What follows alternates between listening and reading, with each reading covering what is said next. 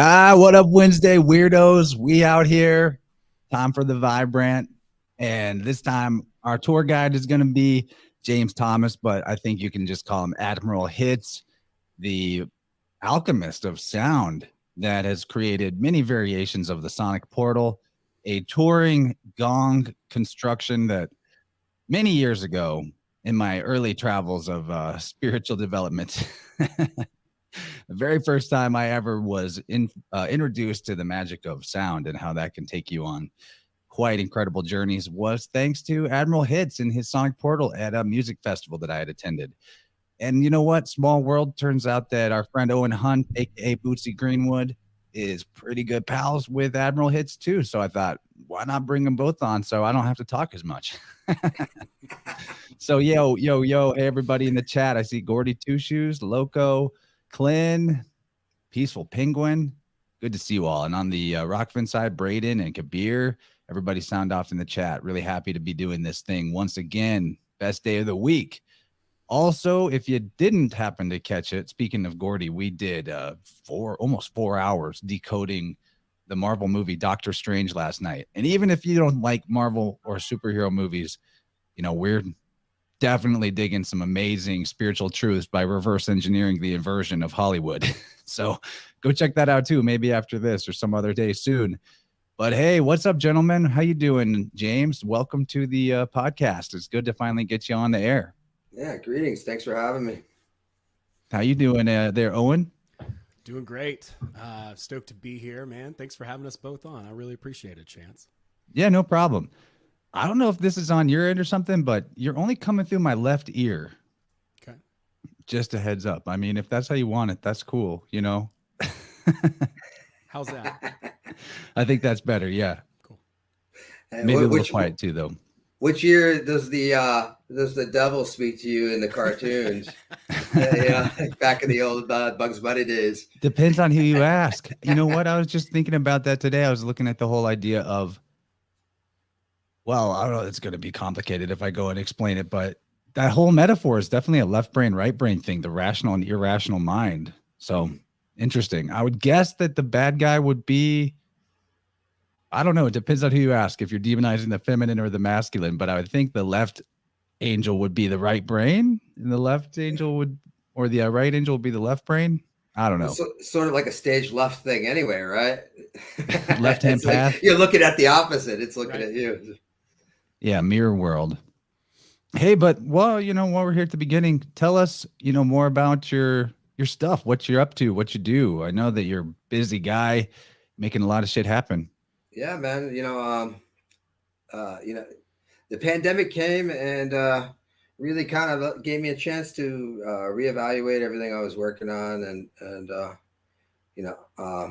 after touring with the spaceship for over a decade, you know, I actually never received any of my own medicine, and man, I got my ass handed to me by that thing Christmas of 2020, and so it kind of just reinvigorated my entire creative process, my willingness to acknowledge that I was even healing people. I mean, you know, I chose the spaceship Admiral to, not, is this Buddhism? Are you a yogi? Are you meditating? Like all these things, and it comes with expectations. And I chose to be a spaceship pilot because I'm the expectation. This is what you get.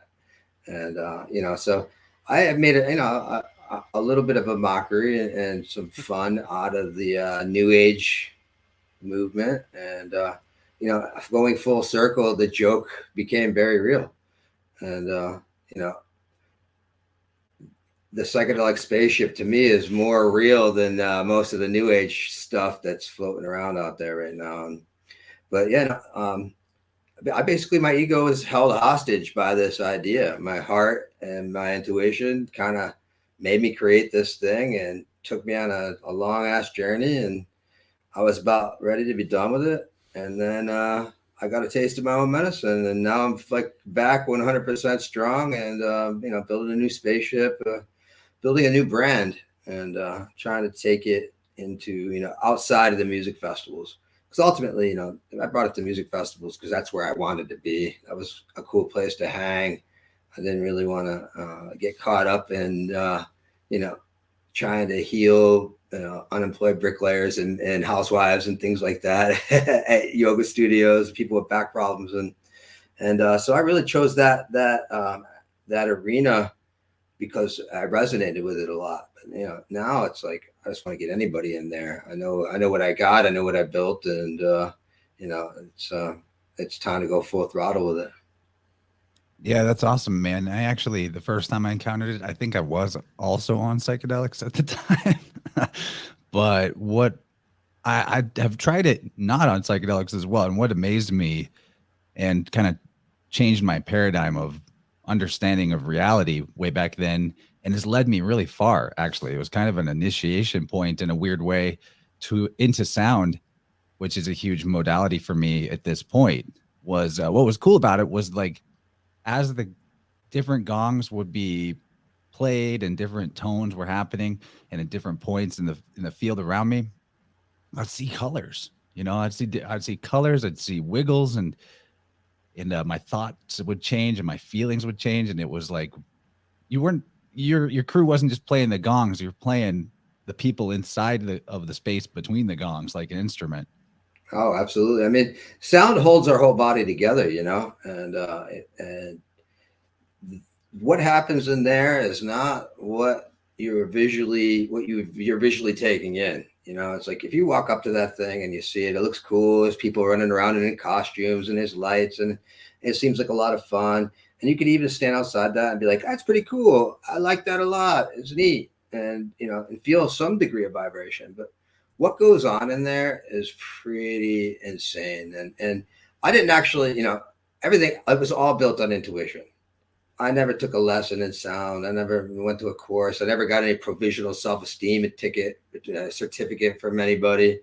I just started playing an instrument because I liked it. And, you know, but, you know, I put 5,000 people a weekend through that thing. And so that's really 10 years of research and, you know, understanding, you know, responses and behaviors. And, you know, I don't know people's body language so well. I know what they're going to do and say while coming up to me before they do, you know, and it's a unique situation. And, you know, like you said, you took a ride in it sober and, you know, probably on psychedelics or whatever. I rode in that thing 500 times and it's never done anything to me but make me go to bed early or keep me up because I need to be, or, you know, take some pressure off my back pain or whatever. This, that, the other. It gives you what you need, right? I took a ride in that thing on Christmas on the resurrection astro theology day, and on the grand conjunction of Saturn and Jupiter for 600 years, not even aware, you know, just like one of those things like it just happened. And that's why I started to realize, like, and there's a lot of wake up moments in that thing. And I think people's charts and the stars above have a lot to do with some of these wake up moments, because I mean, I wrote that thing 500 times, and what happened to me at Christmas was a goddamn miracle. And I finally got my own medicine. And, you know, I left this planet, went to a spot that was complete void, and some entity cut me down with a lightsaber down to the one vibration, put me back together piece by piece, and then took away all my trauma and showed me my timeline and why all of it was important. And then I was an atheist before this happened too. And I was still an atheist for like 2 months. And I ended up going on a production into a Hindu temple. And long story short, you know, I wasn't bowing. I wasn't, you know, going through all their because I wasn't looking for answers. And the guru and I started talking to each other, and she realized that she didn't have anything to teach me. And like, she needed to make me realize. And I was like, oh man, man, spirit fucking fixed me. Like, you know, whatever you want to call it, source or whatever. I mean, I would have fixed myself anytime during that 12 years if I was actually doing it, you know. And man, I was given such a new lease on life, a complete readjustment and an alignment from chaotic neutral to lawful good. And when I say lawful, I mean cosmic law, not man's law. But man, you know, I got goosebumps just thinking about it.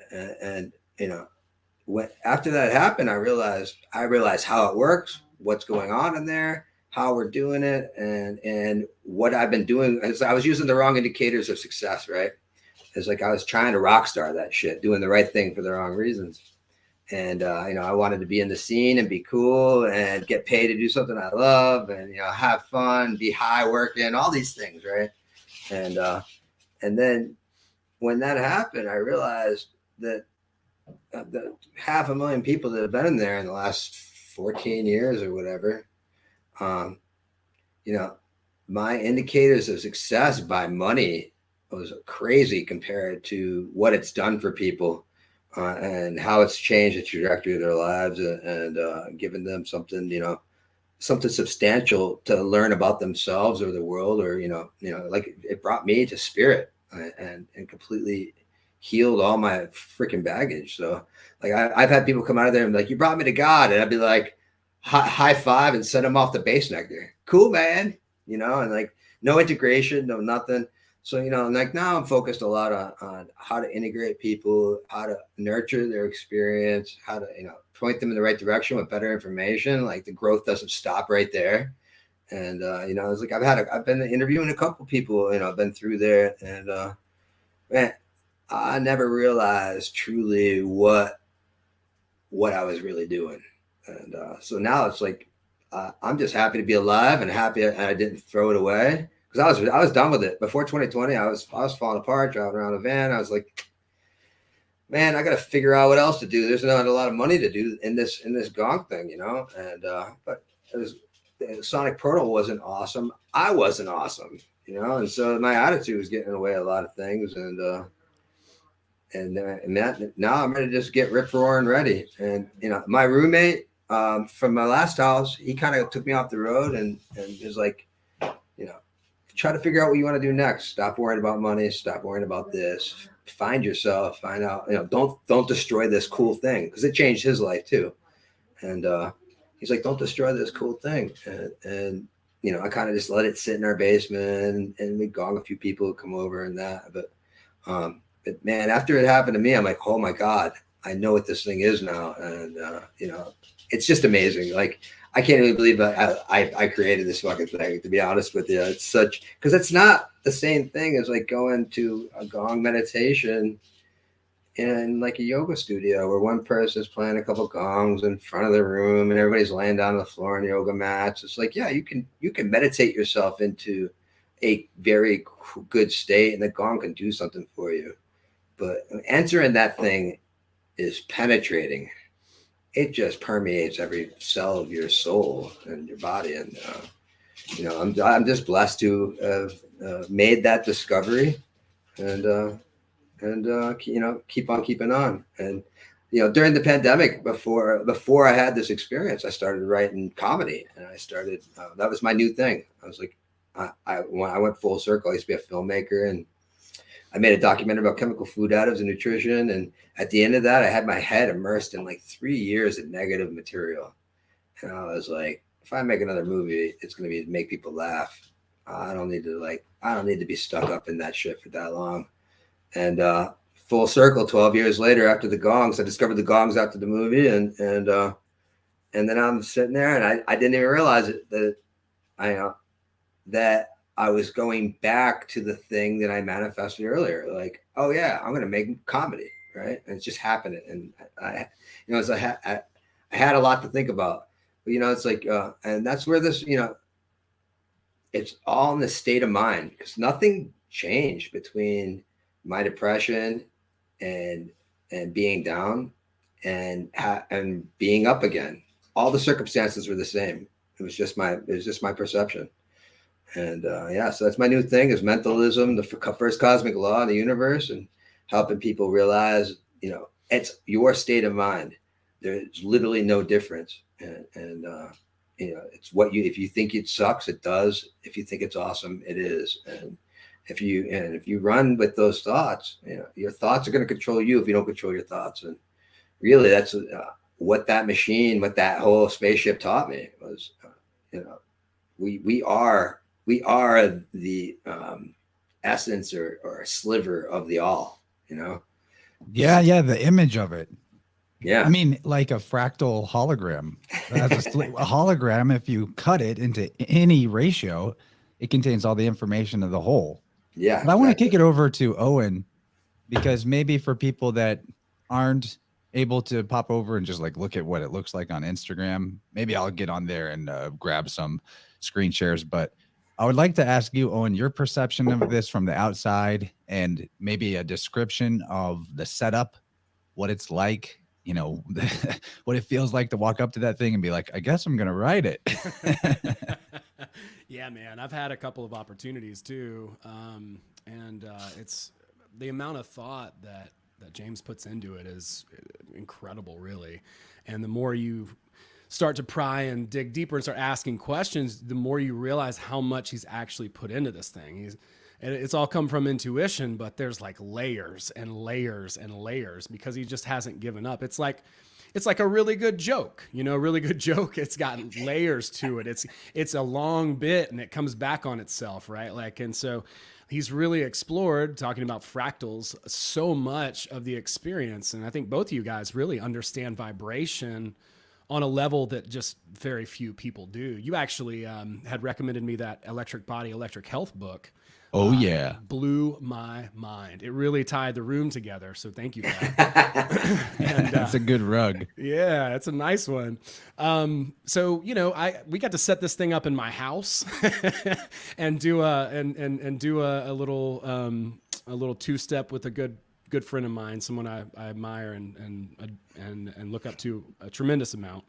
And we all had an amazing time. I mean, it sounded like I didn't realize how powerful it was going to be, you know, inside. It sounded like a fucking UFO was landing at my house. And I guess I have to sort of be forever grateful to the neighbors for not. Yeah, it's loud, but also in a weird way gentle. And it is. The immersiveness of it is what is so intense.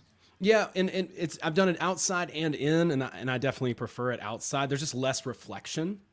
But, you know, regardless, you know, you've got those vibrations. It's not like, you know, you put on a headphones and there's meditation. You are being struck. You're being, you know, you are absorbing these vibrations. So they're physically affecting you, not just auditory. And like he was saying about being kind of like taken down by a lightsaber. I had a similar experience where and you said color.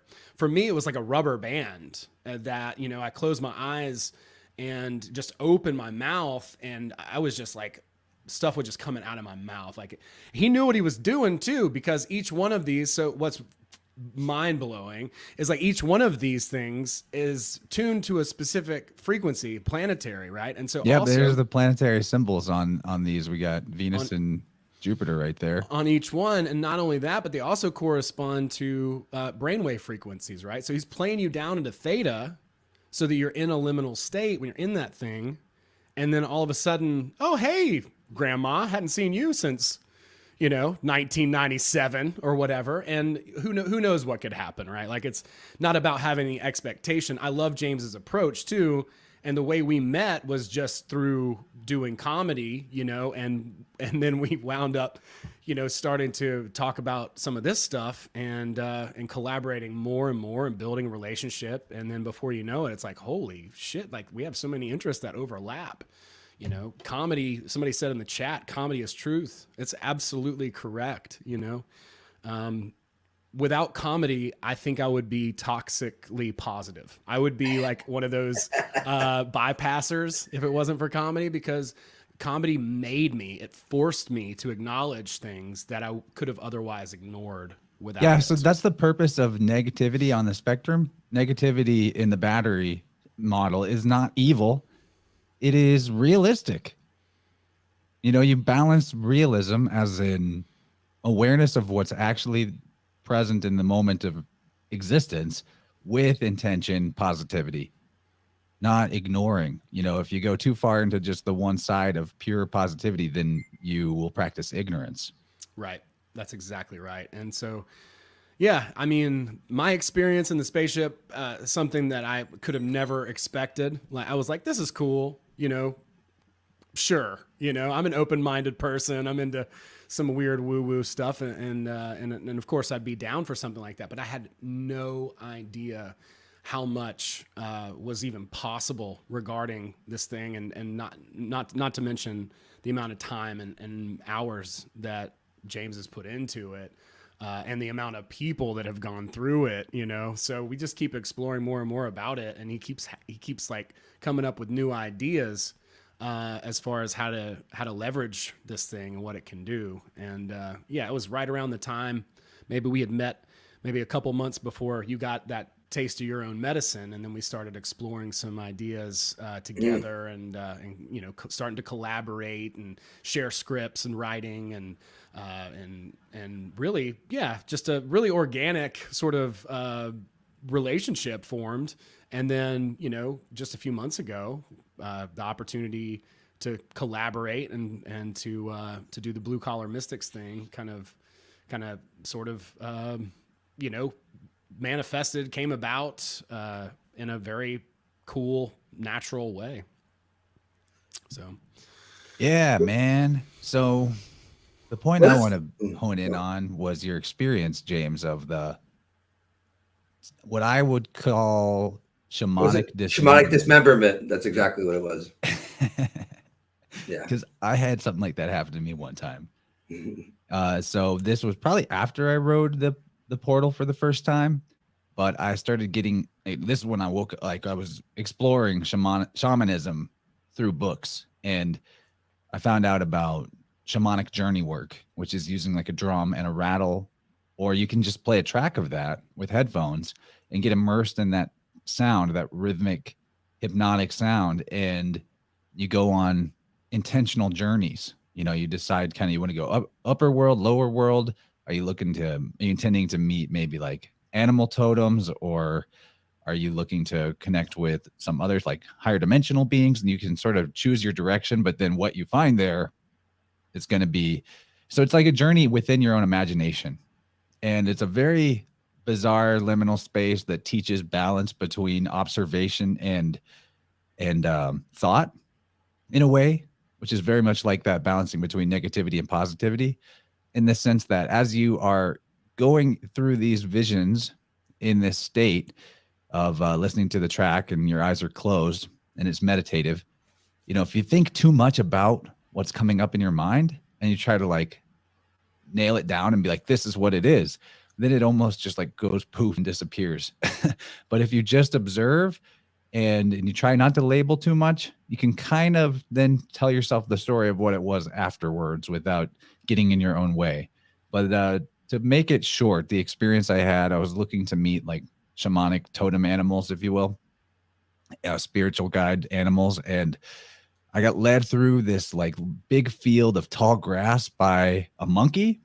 And I was following this monkey through the grass, and it takes me to a beach and it points to the water. And I was like, okay. And I go out into the water. I get up to my neck level in the water, and then a fucking shark shows up. And it rips me into tiny, meaty chunks. I mean, you don't feel pain in that state. It's not like physical pain, but it is like, whoa, this is crazy that this is happening. Like, why would I decide to make this experience happen to myself? This wasn't what I was even looking for. But I washed up on the shore, all my parts, and the monkey put me back together with like tiger pieces. And so I was like this hybrid tiger man in the vision after that. And there was more to it, but basically the idea of shamanic dismemberment is like a natural rite of passage experience that human beings are able to access in some way, that is part of our interface with the divine or the angelic realms or our spiritual guides. And it's part of, you know, what you just said. It's like what you had said before. It's about showing you how trauma actually forges you stronger rather than feeling like you're lessened by it. Yeah, holding on to it.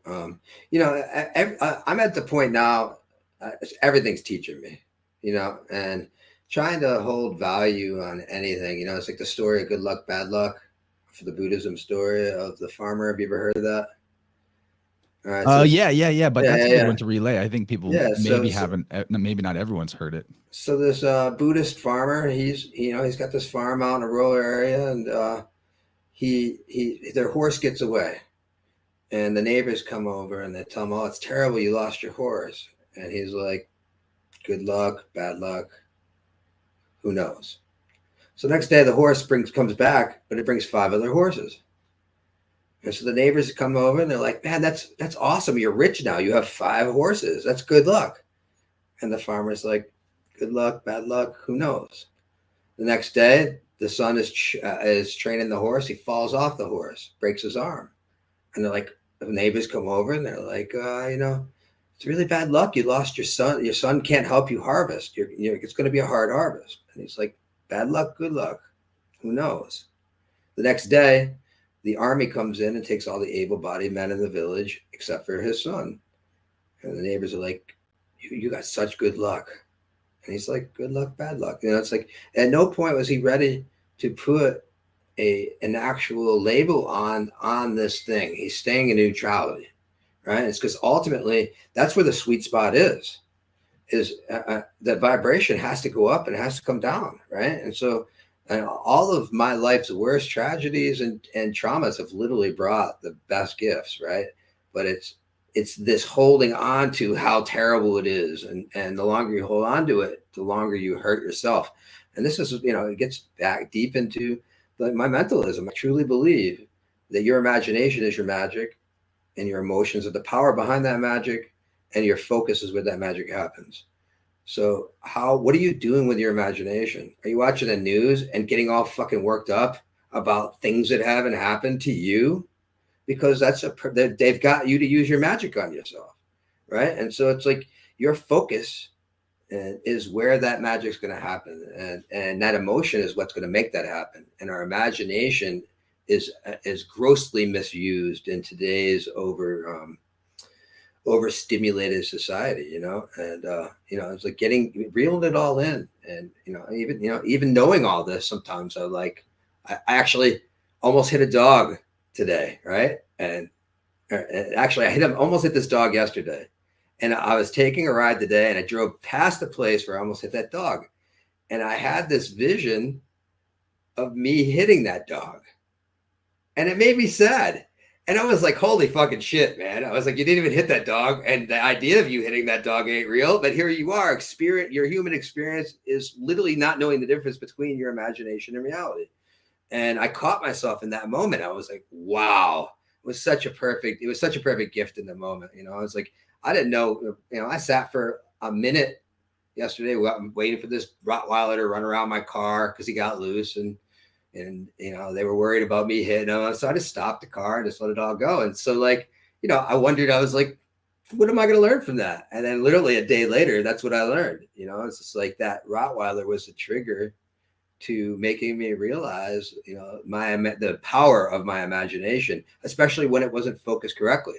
Because I could focus, I can go into writing with Owen, and we could come up with ideas and things. And that's direct focus with your imagination and your energy, right? But when you're letting your mind run wild, that same shit's still happening, but you're literally turning that magic against you instead of for you.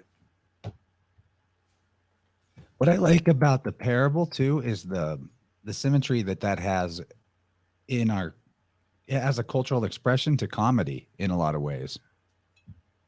Well, that's comedy has really been the secret too. I one of the things I liked about the spaceship was I wasn't dealing with seekers, right? Because everybody wants to call me their guru, or they think I'm their spiritual advisor and this and that.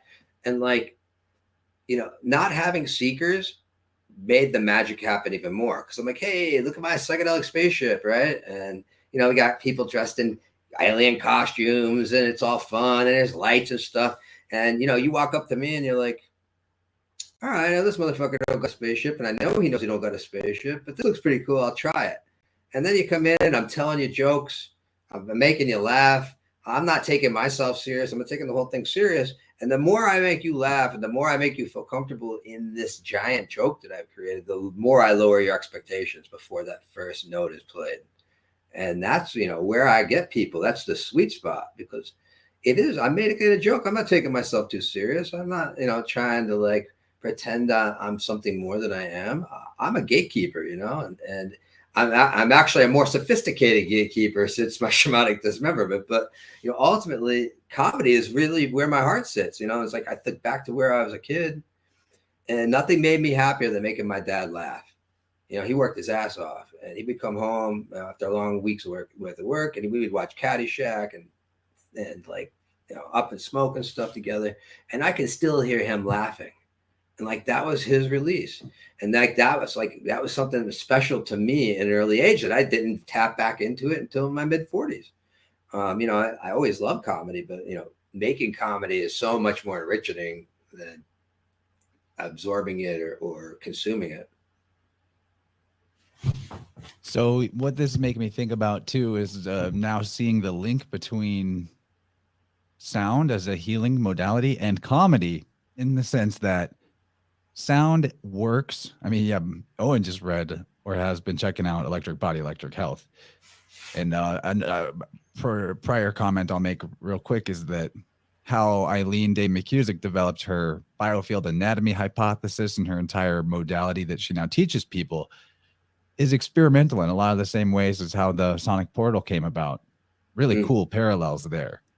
Anyway, the thing that she is so good at explaining in her book is about how universe is not just an entropic system. There's also an organizing principle that you could call centropy, or you could call it levity.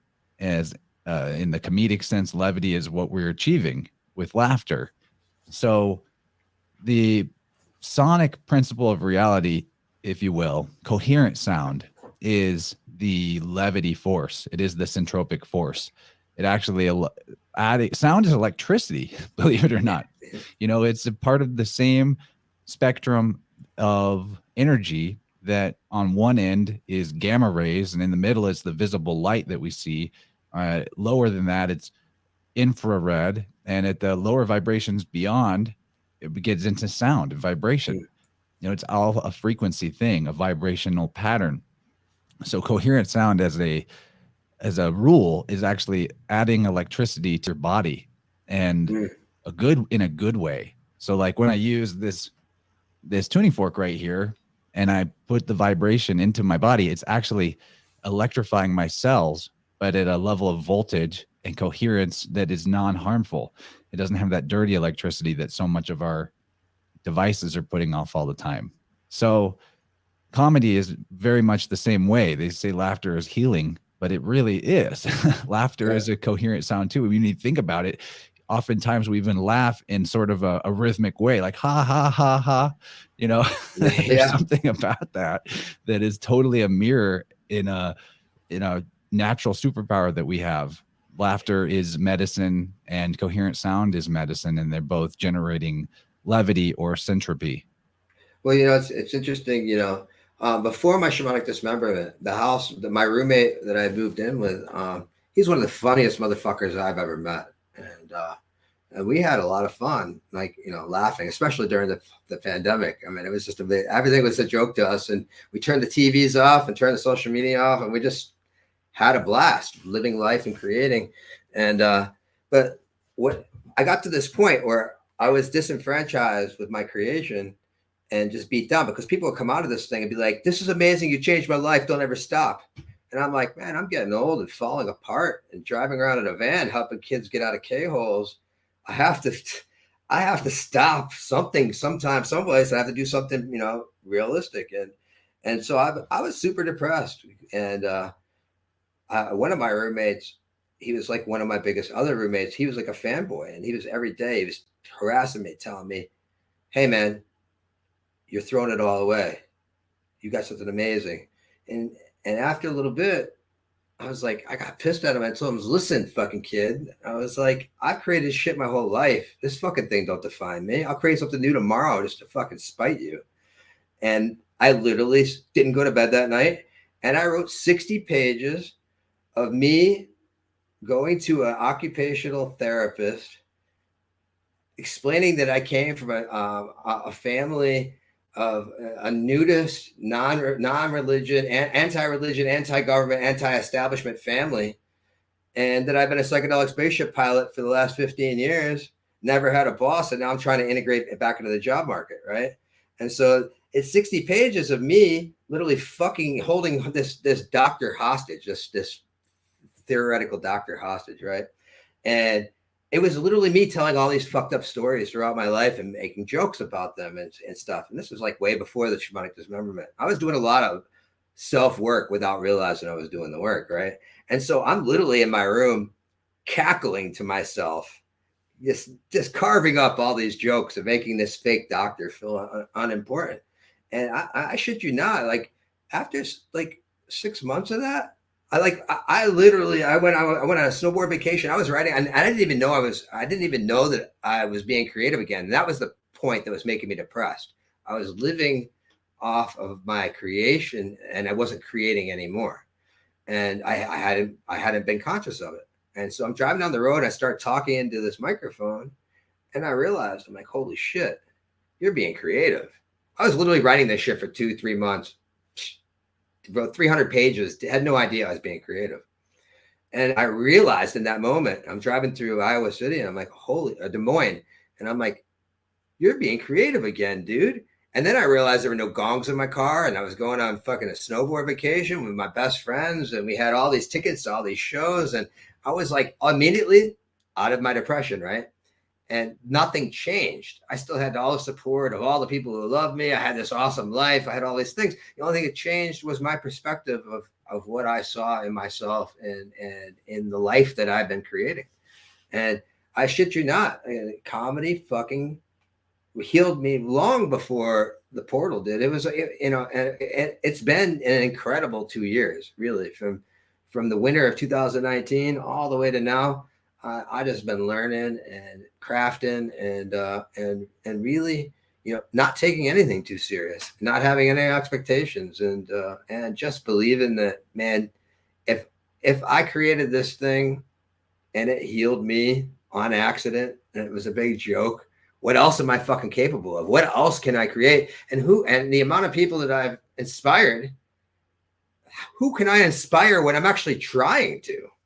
Right. If that's my goal. I realized that, even a lot of folks like you, they come in and we have that 10-minute interaction, people leave, they quit drugs. They make up with family members. They fucking start doing their art. They quit that job that's destroying them. They have these moments. And to me, I have no idea. I've never been connecting with all these people afterwards, but somehow things make it back to me. And I had never had any of that intention. To me, it was always a joke. And now it's like, I realize how important intention actually is now, because I'm wielding magic all the time. And it's just with thought, man. Like I think of things and it happens. Perfect example yesterday. I fucking broke my phone, right? I'm in the middle of planning all these things and working on this thing with Owen. And I literally caught myself feeling shitty about the situation. And it's like, so what are you fucking doing? It's just a phone, right? And I was like, get your shit together and think solution based, right? So I end up walking into this little place to get, have a data recovery. And then the dude was cool and we hit it off. And he was like, hey man, I ain't going to take your money. Go get this $10 part. And it literally fixed my entire situation. And it was just like, for 1 minute, I'm like completely, stressed out of trying to like figure out how I'm going to hold myself accountable to all these people that are counting on me now and all these things. So I'm like, you're just taking it too fucking serious again. Like, what are you doing? Like you have this under control and it's all going to work itself out. And it did. And the moment that I caught myself and like these things, being aware in the moment, I can't even speak enough about the concept of the inner guardian. Vadam Zeeland speaks about it in the book, Reality Transurfing, is you have to be aware of what's going on at all times, because we're just receivers. We're just receiving shit all the time. I'm starting to actually differentiate between my thoughts and intuition, right? It's like, I've had these moments where I'm like, that definitely wasn't my thought. That was a fucking message. And I know what I'm thinking, right? And if I'm thinking, I'm putting too much energy into it. Or if you're distracted, they don't come in the same way. Yeah. You know, I've noticed this too. Like we have these habits and routines. Get in the car, turn on the music, or get in the car, turn on the podcast to listen to, or walking in the park. For me, I'll be doing usually some kind of chin wag in my earballs, but giving yourself a disconnect from all the external inputs, all of a sudden something might use your voice to speak to you. Yeah, and that's the shamanic thing as well. Yeah, I mean, totally, and that's what the portal has really boiled down to, is I call it a nonverbal lesson in the moment, because the magic of the portal isn't in the vibrations of the gongs, because I use all kinds of different combinations, this, that, the other thing. It's about shutting down your fucking mind, because your mind's just running rampant with all these things all the time. And if your mind shuts down, your heart takes over, and your heart knows exactly what you need, right? And finding that way, once you can hit that moment where you're just not in your own goddamn way, magic really does happen. It makes me kind of want to hear from you. Yeah, it makes me want to go back to that angel devil thing. Like, I feel like after that, I'm just like, oh yeah, because the mind is going to think of this manipulative way that you can influence a situation to get what you want. And that's always going to backfire on you every single time. And so I see that as like the left brain. Not that there's anything wrong with like logic and understand. Like, I'm not trying to demonize, critical thinking here. I promise. I'm a big fan of the trivium and deduction and those types of things. But when it really comes down to it, the idea is to be in alignment, heart and mind, right? Like where you are fusing, your emotions together with your logic, where someone was saying in the chat that it's not really neutrality that is the thing, it's balance. Yeah. And Vadim, back to that work, he would call that the fundamental principle. That's his opinion. That's what makes everything, have weight, stick together, like we're stuck together by vibration. If it wasn't for balance, the idea of equilibrium, then everything would just be like this jelly, right? Like this like strange, floaty, gooey amalgamation of things, right? Like nothing would take form. So without balance in his sort of model, it wouldn't be possible to have this experience. It would all just be like this congealed everything that you couldn't differentiate one thing from another. But the way that nature works, the way that we see things happen in reality is balance. It truly is. Like I'm a big water person. I love moving water. If you go and you look at the water on a river, you're going to see the water go over a rock and then fill itself back in. And that's actually what creates a wave. So the wave is formed because water is balancing itself out. It's not, doing anything out of character. It's doing, just what it naturally does by finding its level, finding its, neutral, however you want to define that. And that's actually what creates the phenomenon itself. And when you look at it that way, it definitely is a little bit different view, and you start to see these ideas more and more, right? Like there's an emotional aspect to this, and this is what manifestation is all about. The more that we drum up and fantasize and make a big deal out of and pedestalize something, the further we're actively pushing it away from ourselves emotionally. We're not allowing ourselves to have that which we truly want, because we've turned it into this gigantic, huge deal. And in reality, it's just zero, right? But this differential that we create, like this distortion based on our perception emotionally, that creates these emotions that we're broadcasting to the universe and saying, oh, it's, we're actually actively creating our own obstacles. We're putting things in our own way through just the way that we're acting and co-creating with the universe. The emotional aspect or the spiritual aspect of it is really how we're communicating with the all, right? It's not just words and thoughts. It's really that the good stuff is the power behind it, which is that emotion, which is that, coming from our deepest. So it all does come back to balance. And the idea in that would be to elevate our balance point, right? Like our awareness, our personal neutrality. We want to scoot that up, so to speak, in order to live a more enjoyable existence. And that really comes down to gratitude. Like one thing you can't do is have too much love or too much gratitude or too much, appreciation for what is. That will never backfire. When we pedestalize it, when we make it like a thing that's separate from us, when we make it like something that's really difficult and a big deal and all of that, when we idealize something, that creates a distortion. But giving gratitude for it, you can't fuck up. Like those rose-colored glasses, like back to the neutrality sort of monk guy who's, keeps having is it good luck or bad luck? Like in that situation, you can't fuck it up by being grateful, no matter what it is. And what we've acknowledged and experienced time and time again, James and I both, on those days when you're having a tough time but you activate that guardian and you're like, all right, I'm going to be conscious. I'm not going to let this, I'm going to be what you guys talk about with weaving spiders. I've talked with Sean about being imperturbable, right? Like unfuckwithable, like I'm just going to continue to radiate appreciation and love and gratitude and all these things.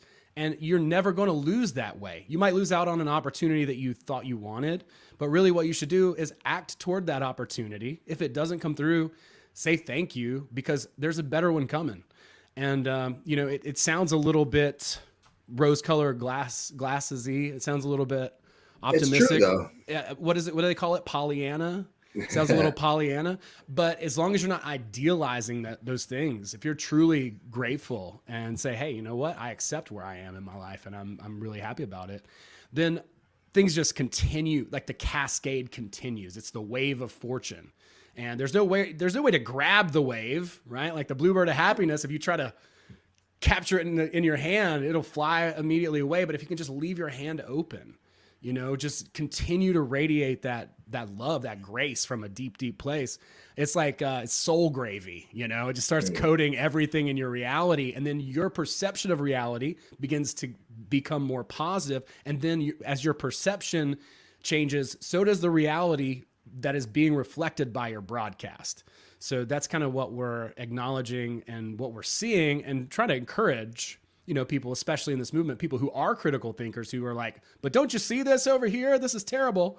Yes, it is. We can acknowledge that, but we can also see how the tides are shifting when, every time that like the shoulder devil tries to control or manipulate and try to influence a specific outcome, you see that backfire. You see how people are like, wait, they pick up on this attempt at manipulation, and so it's actively waking people up. The harder they push, like there's going to be a reaction to that, back to balance, right? Like every single time there's a push, every time there's a movement in one direction, it will come back just in the opposite way. Well, like there is no good or bad. I mean, that's the thing, is our survival mechanisms are putting these labels out there for us. And really, man, there are so many entities and objects in this universe that do not give a fuck about whatever I go through today, right? Don't care about any of it. And so putting a label, it's your relationship with the stimuli that makes it so. And, it's like, I use this example a lot, and it really is a powerful example because it helps me to keep things in perspective. Man, I lost my wife to drugs. My house burnt down on Christmas, and I lost a business that was getting ready to thrive. It was the best fucking thing that ever happened to me. But when I was going through it, it seemed like I was attached to all these ideas and all these, these concepts. But that woman didn't really love me. She didn't love herself. I didn't want that house. And I fucking was selling cigarette lighters and advertising on it in bars and nightclubs. I don't drink or smoke, right? So the universe is like, you're unhappy, huh, dude? Let me take this shit from you. And it did. It came through, and it was rough. And I was attached to it all. But literally, I would not be a filmmaker, a comedian, or a performer with the Sonic Portal had those negative things never happened in my life.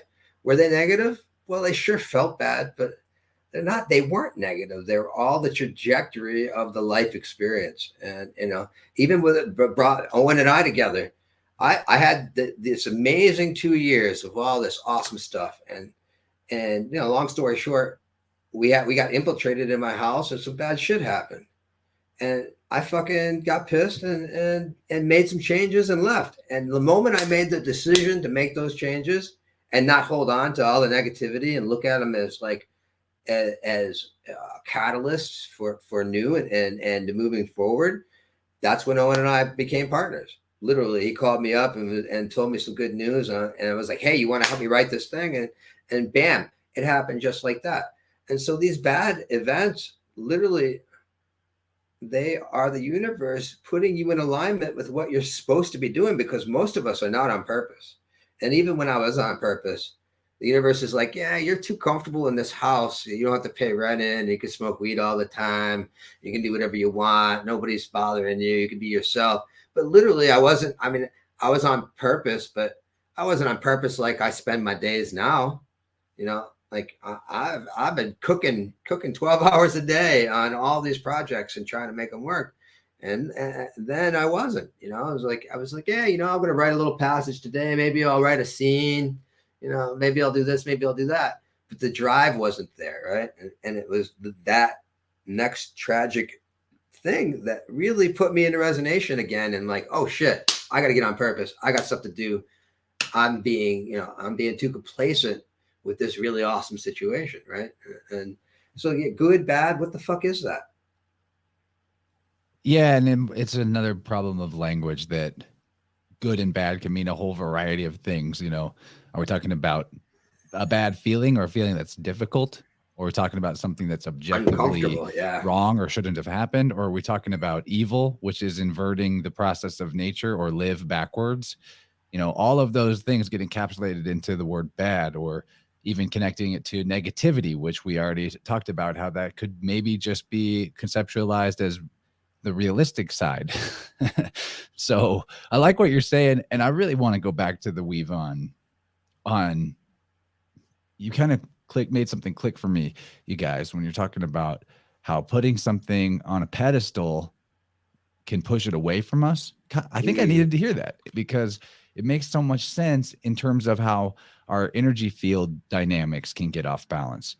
We're saying how the heart, I'm going to say the heart is where emotion really lives. Heart chakra region is where that power of emotion, that energy is really at. And something that I've been asking universe for more clarity about is, what is the trigger or mechanism that helps the emotion flow? Like how does that wall work that makes a barrier between you and feeling, good feeling or bad feeling? Why is it that maybe there's something in our field that needs to be cried out, but we have no idea when or how that trigger is going to allow it to happen?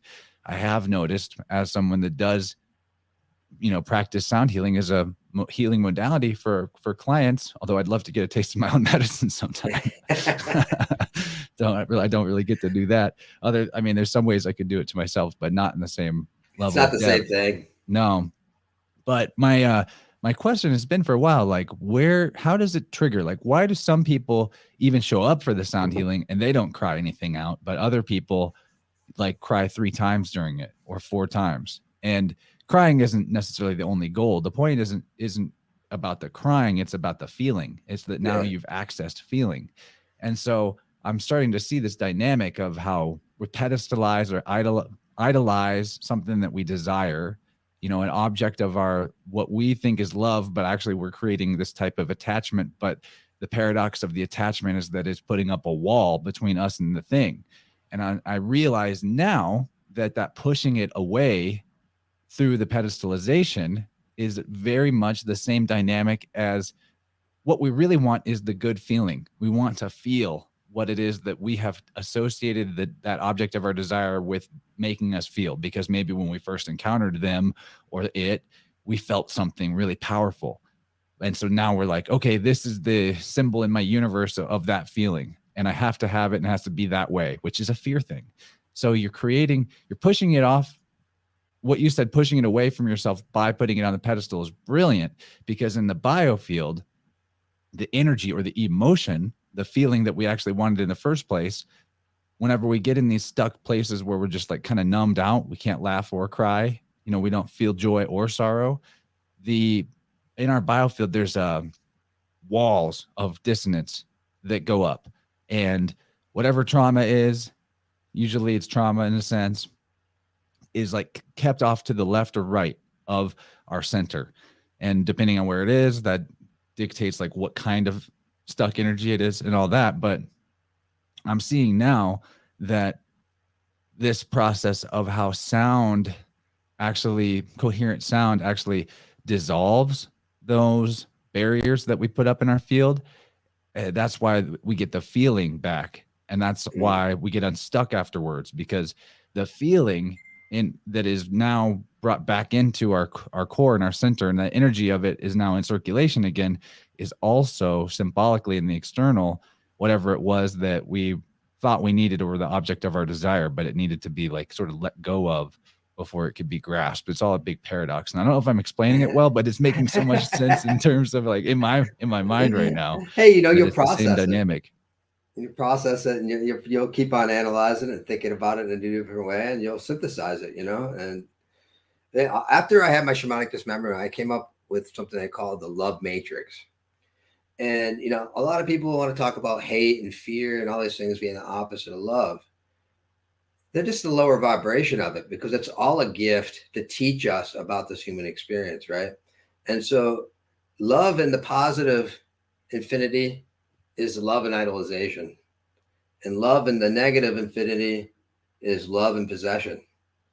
It's only in the middle, without expectation, without withholding, without idolization, and without possession, where we can actually start to really experience the magic of this place. Because ultimately, everything comes from source, and it's all benign. It ain't positive or negative. It is only that when we make the decision to call it that, right? And so, you could take something really crazy like my dad dying, for instance. And I could be like, fuck God, fuck this bullshit, took my dad away from me, blah, blah, blah, blah, blah. But ultimately, there's all kinds of positive things that came through with that. And that loss is teaching you how much you love, right? And we're all going to die. Everything's going to die. Everything's going to be gone, right? So we have all these attachments and romanticisms about being here forever and having things forever, and really ultimately being afraid of change, right? And so these changes, they seem bad to us, and then we put this we define it and we put this value on it, and ultimately that's a fucking gift too. And the more that you look at all these experiences, like all of this is part of our experience. We're here to learn. We're in like this holographic school of learning how to be human, right? And for somehow our ego is like, hey, I want everything to be comfortable. I wish I could just sit around and play video games and have sex all day and do this. But like, those are just experiences. They're not real joy. And the thing is we, it's like the more that you take these negative things and start to process them into a way that's healthy, man, because like my mom and I were nemesis for a big portion of my life, right? And after my shamanic dismemberment, I did a cannabis ceremony, and I was with my shaman, and I started working on healing the female ancestry on my timeline and inside of myself. And so I had this really amazing experience where I relived one of our horrible battles, but I relived it from her perspective. And I felt her self-hate. I felt her like inability to get past her trauma. I felt all these fucking things that I, as a 12-year-old or 8-year-old boy, could never understand what she was going through, right? And so I felt this real true empathy. And now I'm super grateful for all that bullshit. It brought me and took me to some place of being a full human and understanding, like everybody, like all this trauma is carried for generation to generation to generation. And a perfect example of that is my brother is going through this horrible divorce, like custody battle that's been going on forever. He's literally reliving my father's trauma because he had children, didn't deal with any of his shit, and then all that stuff is carried on in the DNA. Part of the shaman's role is to actually help find that and heal it. Yeah. So I'm not calling myself a shaman, but in sound healing, in the biofield anatomy system I work with, there's even ancestral river side for the paternal and maternal side. And it doesn't happen every session, but sometimes I actually will get a message in my like psychic mail slot from someone's grandma or something like that. And then I'll tell them something and they'll be like, wow, my grandma just died. And anyway, there'll be definite like confirmation syncs. So the information of our ancestry is also a part of our energetic field, which is a sound field. Yeah, absolutely. And I started addressing this. And so my mom is going through some shit. Hey, welcome, Jake. Just got a call in. But you continue. Hey, guys. James, and then we'll So my mom is going through some shit. Diverticulosis and diverticulitis. She was having a very bad time before I moved into the house. And I had this experience with the shaman, and we started working on this concept together. And we came and her and I started doing these ceremonies, full moon ceremonies with gongs. And man, the stuff that, I mean, I usually don't have contact with entities. I don't really have visions. I've had, a couple of really interesting experiences, but it wasn't direct contact. It was like things that happened to me. And she was having direct visions of like our ancestors crumbling from broken hearts and then reconfiguring into crystal with golden hearts and things, right? And like her health started getting better after we were doing these ceremonies, and our relationship has just been it's just been like a trajectory of like up and up after years and years and years of ignoring this.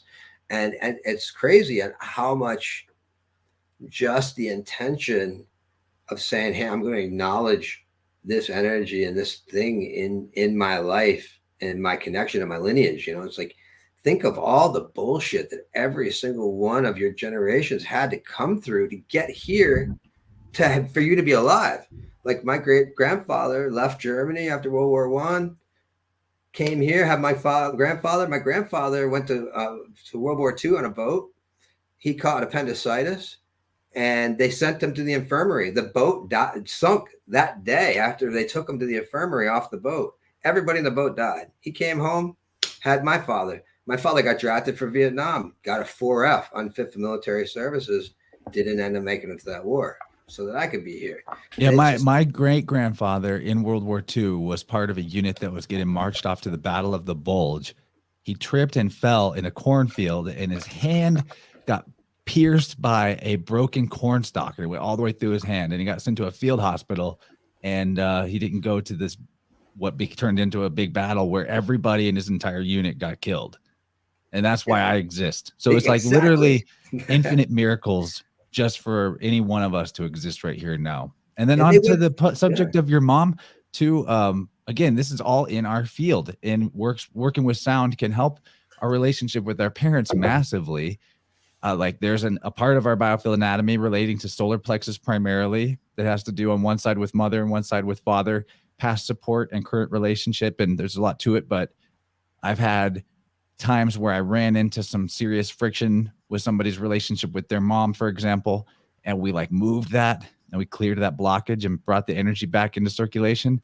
And they'll hit me up like 2 days later and be like, my mom just called me and I haven't talked to her in 2 years or something like that. It's real. Like we can work on it in our energy field, and it will change the external world and even heal people that are connected to us, because everyone is connected to us that we have a relationship with, and particularly family.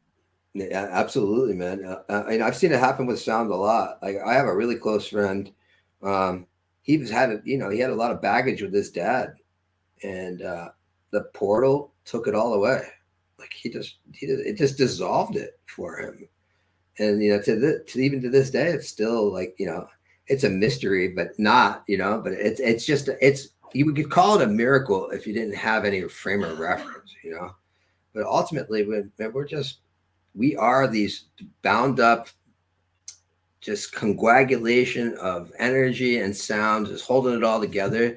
And it's literally from all of your past lineage to create now. And it's just spirit experiencing itself in one point of awareness in the universe. Spirit is all points of awareness. Your ego is a single point of awareness, right? And it's just like, it's this opportunity to know what it's like to have these experiences. And, it's like when my mom and I discovered our cosmic relationship, she was here to teach me forgiveness. And I was here to teach her patience, right? And once we identified this, it took us fucking 45 years. It's 40 years to put this together. And, and once that day too, no psychedelics. When we came up with that, I called her up. This is long before I moved in and we started doing this work. And that was the weird thing about it too, is we had forgiven each other and like we had addressed this cosmic relationship, and it was as powerful as my shamanic dismemberment, right? And I thought we had hit the ceiling at that point. I thought that like we had arrived, but I didn't realize that even though we had forgiven each other and understood this dynamic, that the trauma was still deep and still there, right? And so when I had this cannabis ceremony, cannabis is ceremony, it's some heavy duty shit, man. You think you smoke weed, wait till you go into ceremony and deal with some real plant medicine. Oh, just wait till you see. Yeah, man. And like it showed me some shit. It showed me the future. It showed me the past. It showed me the present.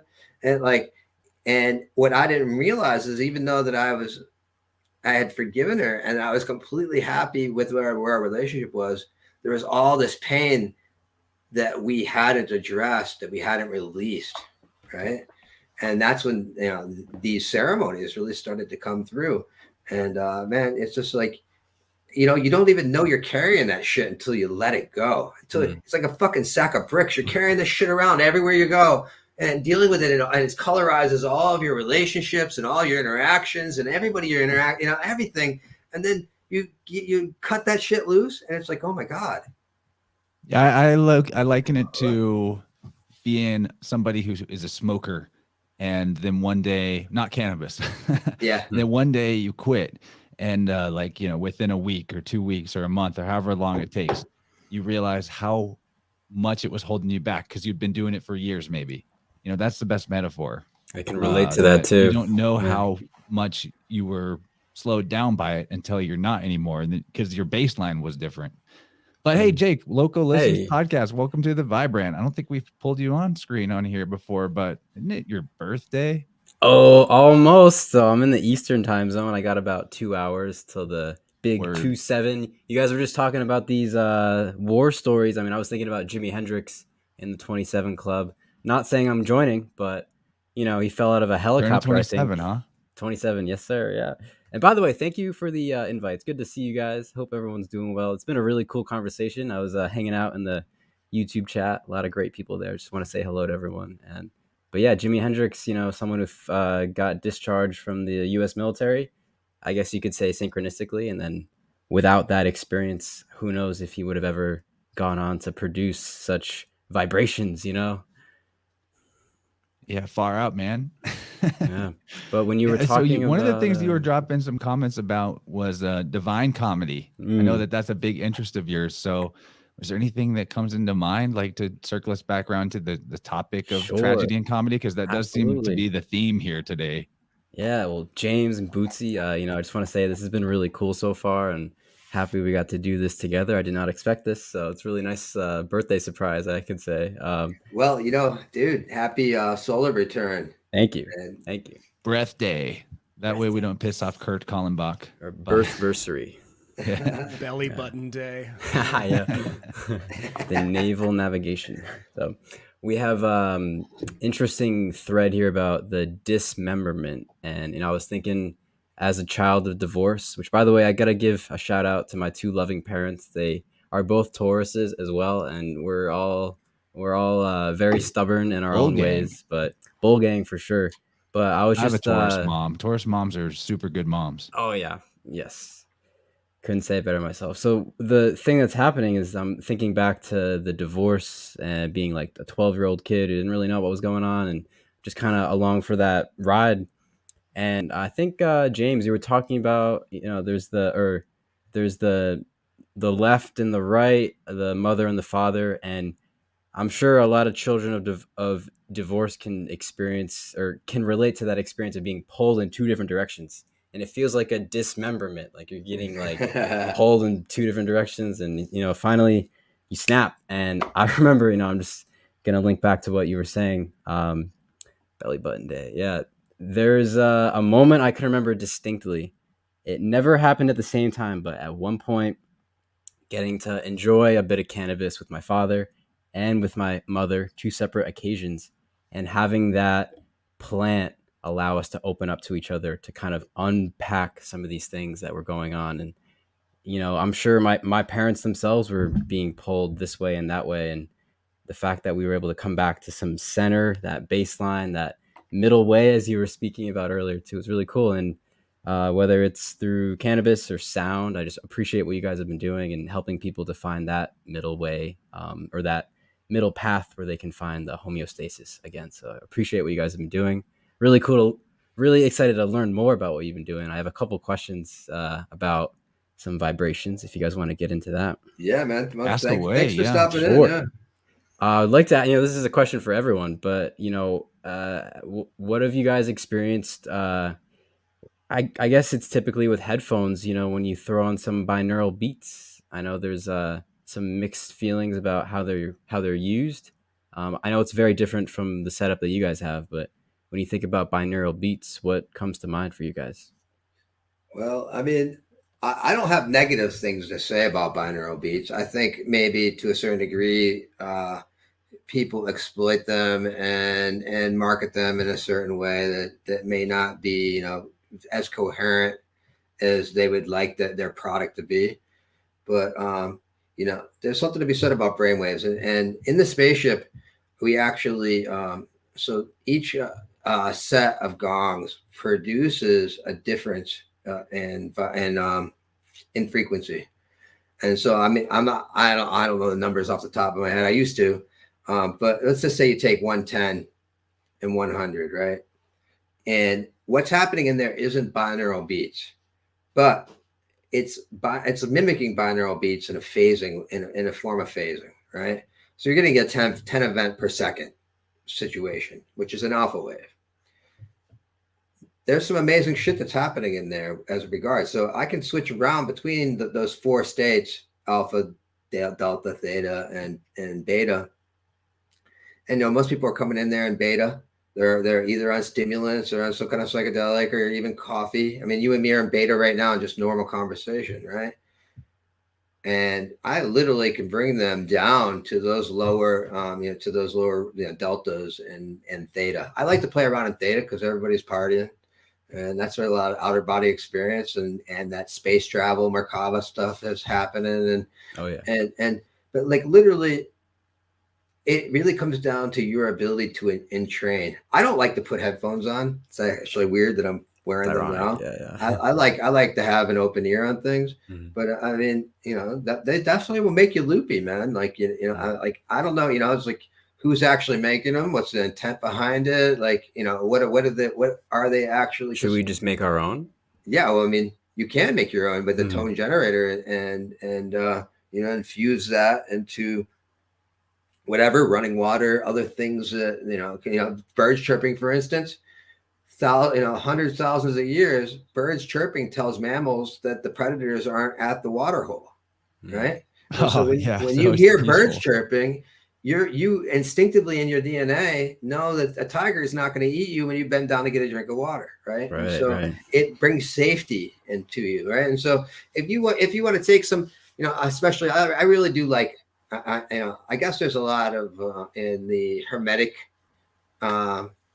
tradition. There's a lot of people that kind of speak out against theta waves. I like theta waves, but I really think a lot of the magic happens in alpha. and that's where super learning is going on. Super and learning, yeah. Yeah, like you're like, that's your TV's running at an alpha wave, right? So you're literally being programmed by You have 60 by hertz. alpha waves, right? And so, you know, there, some amazing things can happen, and there's no way to, you know, everybody's going to respond differently. You know, it's the same thing with like, will this tone open this chakra and chakra? It's not a this one size, it's one not sound size fits all. Yeah. Yeah. You know, for instance, man, I wrote in my thing 500 times before it did something truly life changing to me, right? So I think there's a lot of variables when you speak about, you know, doing some of these things, including what is your what is your thought process? What vibration is your thinking? You know, interacting and synergizing with these particular things. You know, yeah. Someone in chat earlier said your intention will guide every experience, especially when you're using binaural beats. I think it's very true. So yeah, I have a comment on that because I think that it's an extremely accurate statement. So I like to play around with solfeggio tones. That's the forks I use for my process. But just because I have a conceptualization that like 396 relates to root and 963 relates to crown, and all, you know, everything in between goes to the other chakras, that doesn't mean I actually need those specific forks to do that, to activate those chakras. I could do everything with a 528 or a 417. Those I like because they're in the middle. Or if I had to pick two, those are the two I would pick. If I wanted to, just by saying, okay, now I'm working in the crown chakra, and then just by saying, okay, now I'm working in the sacral chakra, that tone would affect that chakra, and I would be doing that work right there. And it works that way. I've tried it that way, but because of having the because I have access to all the solfeggio tones, I have the full 9 fork set. I really like the mental scaffolding, if you will, of saying that each one has a specific purpose. That's fun for me. I think that it kind of amplifies even the effectiveness to a degree, but it doesn't, I don't know if it really is necessary. I think that it's more about the coherence and then intention. And particularly solfeggio is so fascinating because all of the tones, when you break down the, you know, you do theosophical addition on the numbers of each tone, whether it's a 174 or a 528 or 369, whatever it is, you have a 3. It always reduces to 3. And if you take any of the solfeggio, the standard like accepted solfeggio tones, and you look at the differential between them, say you're going to use them in a binaural way, you know, well, between 417 and 528, the difference is 111. Or between 963 and 852, the difference is 111, which is also a 3. I really love that particular set of frequencies. I think there's a magic to it in the whole 369 damn she fine way. But oh yeah, Tesla. The other thing I want to add to it though is that the last thing I want to say about it is you know, there's a million YouTube channels that are like, this is activate God frequency, right? You know, like, and it's very just like looping 5 minutes of music that they loop for 8 hours, and they've got 100,000, 200, 500,000 subscribers, and just this huge YouTube channel. And I'm like, really? Are really people finding God? Is that why it's got so many comment section are pretty subscribers? rad on those videos too. Activate solar plexus. But here's the thing. I do think that your belief and intention matters. Like the fact that I can do remote sound healing and we're not even in the same room, or maybe we're not even on the phone, but we just intend for it to happen at this time, and they program themselves to receive, and I'm, you know, and I've got their consent and we do the thing. I think that the ether is sound, and ether is one, like everything's connected non-locally through ether. So it carries, the sound carries our intent. Sounds carry our intent. So if you're like bad attitude about some binaural beats, it's probably not going to do much. But if you're like Fur Mommy's out in the chat and you've been using it for years, and your intention is that it's going to help you and your animals heal and also manifest higher intention and spiritual development, I think it's going to. And I did an experiment on that note just the other day, adding it to water, in the sense that I played just one of those, you know, goofy YouTube channels that's like activate this chakra music.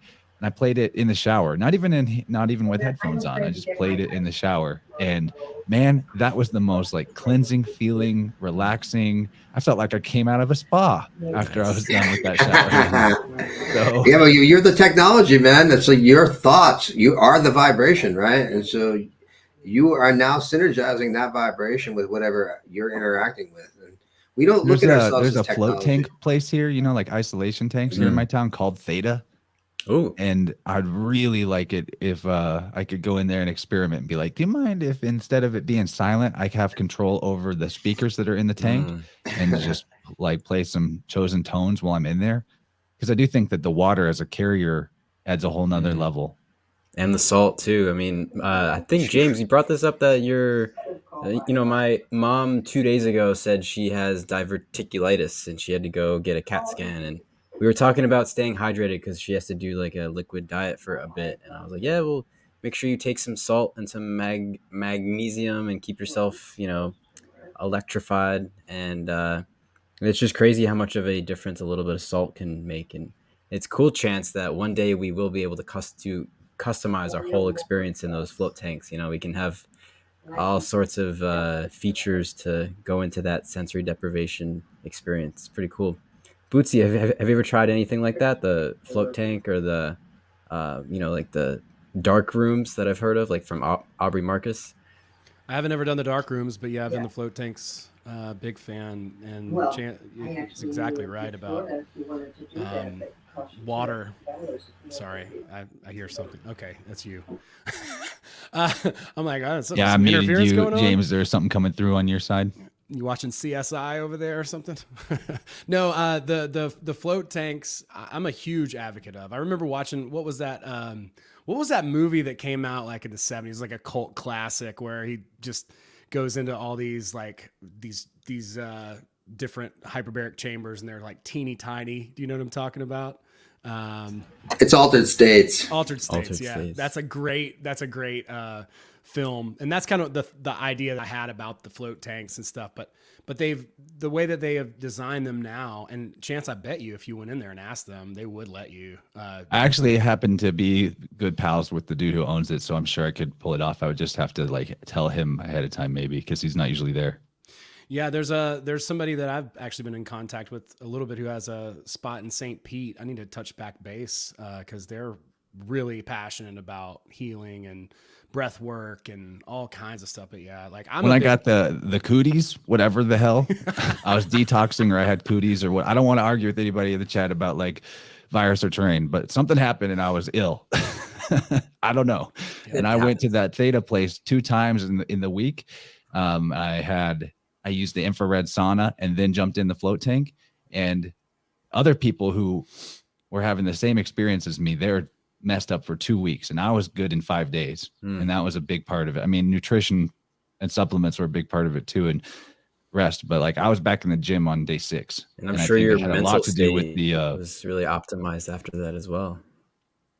Well, it took me a while to get back to energetically to the same state, dude. That was some crazy illness. It really knocked me down a peg for a little bit, cooties. But I was back to functional pretty quick. Yeah, I would say though, adding water with vibration, like there's a reason why if you drop a hair dryer in the tub, some crazy happens. You know what I mean? Because water will absolutely exponentially empower whatever those intentions are. Or at least it seems to be that way for me. James, has anybody experimented that you know of, or have you experimented with the sonic portal using like oils on the skin beforehand? Because according to Eileen, the tuning fork lady that is my guru, that using some kind of like lotions or anything liquid, adding it to the skin increases the conductivity of what you're doing. Interesting. I've never heard of that. But what I have been doing a lot, especially on my one-to-ones, is we've been adding water to the space, and I'll do an hour or a half-hour session. And actually, some of the ceremonies my mother and I were having, we were charging the water in the full moon, and then doing these ceremonies where we'd each play each other for like a half hour. And the first time I drank that water, I didn't sleep for almost 2 days. Like it was that it was like drinking the most powerful cup of coffee, but it wasn't jittery. It was like clarity, and I got a lot done in that time. But like that, I don't have any direct science or explanation for that, but like it was super powerful, and I try to add water to all of it now, especially I actually try to add all the elements: air, fire, water, and earth, and just put a salt all around the portal and things like that. My shaman was freaking out because actually he came to the house. He's supposed to do like a 4-day Wachuma ceremony. He ended up seeing the spaceship in the basement, and he stayed for almost 3 weeks. And we had a bunch of ceremonies after that. And he told me, he's like, you're running a smorgasbord. He's like, not only the good spirits are hanging out, but the bad spirits are coming to eat at the Golden Corral too.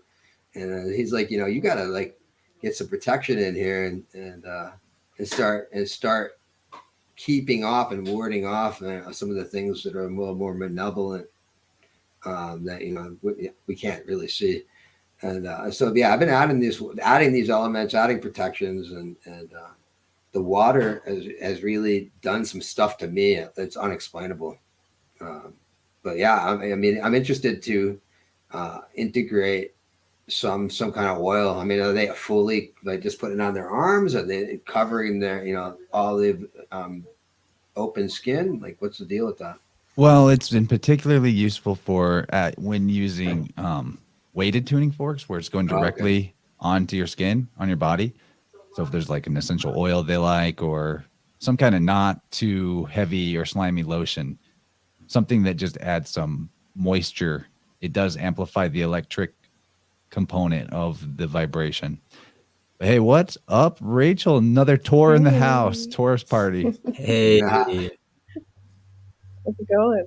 It's good. Anything that you're thinking about or questions for this very unique panel we've got tonight? I love this. I love this a lot. You guys have brought up some really good stuff. I liked what you had to say about laughter, because that was something I was like honestly agonizing over, like right before this Vibrant. I was like, oh my gosh, I'm in my head way too much. I don't know how to get out sometimes. But, and really, learning to laugh at things. I think I get slow to myself. I'm like, well, I'm not ready to laugh about that yet. I can't believe they're laughing about my situation. I get offended, but that's something that I have to work on. And being able to transmute that really fast. Like, you know what? I don't need to be upset about that anyways, So there's that. I really liked what you were saying about the water when I got in here, because that is something that I have harped on in terms of really going all out with healing, is making tea like that. Like I will infuse, I was infusing water in the sun with whatever crystal I was choosing to work with, and then making tea out of that. Choosing a tea that was going to handle those organs where that memory was stored, or that pain or whatever, as far as I could figure, working with all the elements, but also taking it to that like organ level. And that has been powerful. Like I've had a few people be like, okay, Rachel, yeah, magic teas. It's like, no, that's going to get you all inside. It's kind of ridiculous. Yeah. So yeah. And Water's pretty miraculous. It's pretty amazing. Pretty amazing. I just started getting spring water instead of reverse osmosis tap water, and I'm pretty excited to see how that cumulatively improves my situation. Yeah, I've had people talk to me about distilled, and I'm still learning about it, and I still like my folks Distilled are still hyper is great, triggered. but I think you need to structure it afterwards. That's probably where I'd be Google like, will tell you distilled is drop a dangerous and crystal. it will leach minerals from your body. So probably the opposite is true. right? Whatever Google says. I think body is intelligent enough to know what to let go and what not to. So if it's leaching stuff from the body, it's probably like body saying, oh, great, here's an awesome opportunity to offload a bunch of crap that I didn't need. Yeah, for real. Yeah, I thought it was great that you talked about your space being kind of a magnet for all different kinds of entities. I definitely had like a dream vision about that like last year over the summer where I just saw myself in that scene from like Bedknobs and Broomsticks. It was like that where it was just like all these things were just floating around in my room and they weren't all bad, but they weren't all good either. They were just hanging out, having a time, and I'm like, okay, this is adorable, but I don't know if I want you guys in here. So it's really interesting. Yeah, when you start getting into different places and the kinds of things that your energy starts pulling in, something to think about because you don't think about it. Most people aren't. We don't live in an animistic society or anything, so we don't think about things being alive. Especially, when you talk about charging up the water with the crystal, and if you were to do something focused like a water fast, even for like a couple of hours, just to kind of charge yourself up, because it's kind of like what you said earlier, that water stores memories so well that your intention that you put into it while it's charging up could be the jet fuel that can melt those little toxins inside of you that could really help you kind of release them or get rid of them. The autophagy also will help too. Yeah, it was mostly to help with shadow work. Sorry. Yeah. Oh, no worries. I think that the secrets in ice, right? And like the crystals, everything's crystalline, and it's every crystal provides information, right? It's like there isn't one communication device in the entire universe that doesn't run on quartz, right? And then you start thinking about things like MDMA and LSD and DMT. They're all crystals, right? And most food, it's all crystals. It's just all information, right? And so when water becomes ice, it's crystal, and that crystal has some information, and I think there's lots of secrets in the Arctic or in the Antarctica.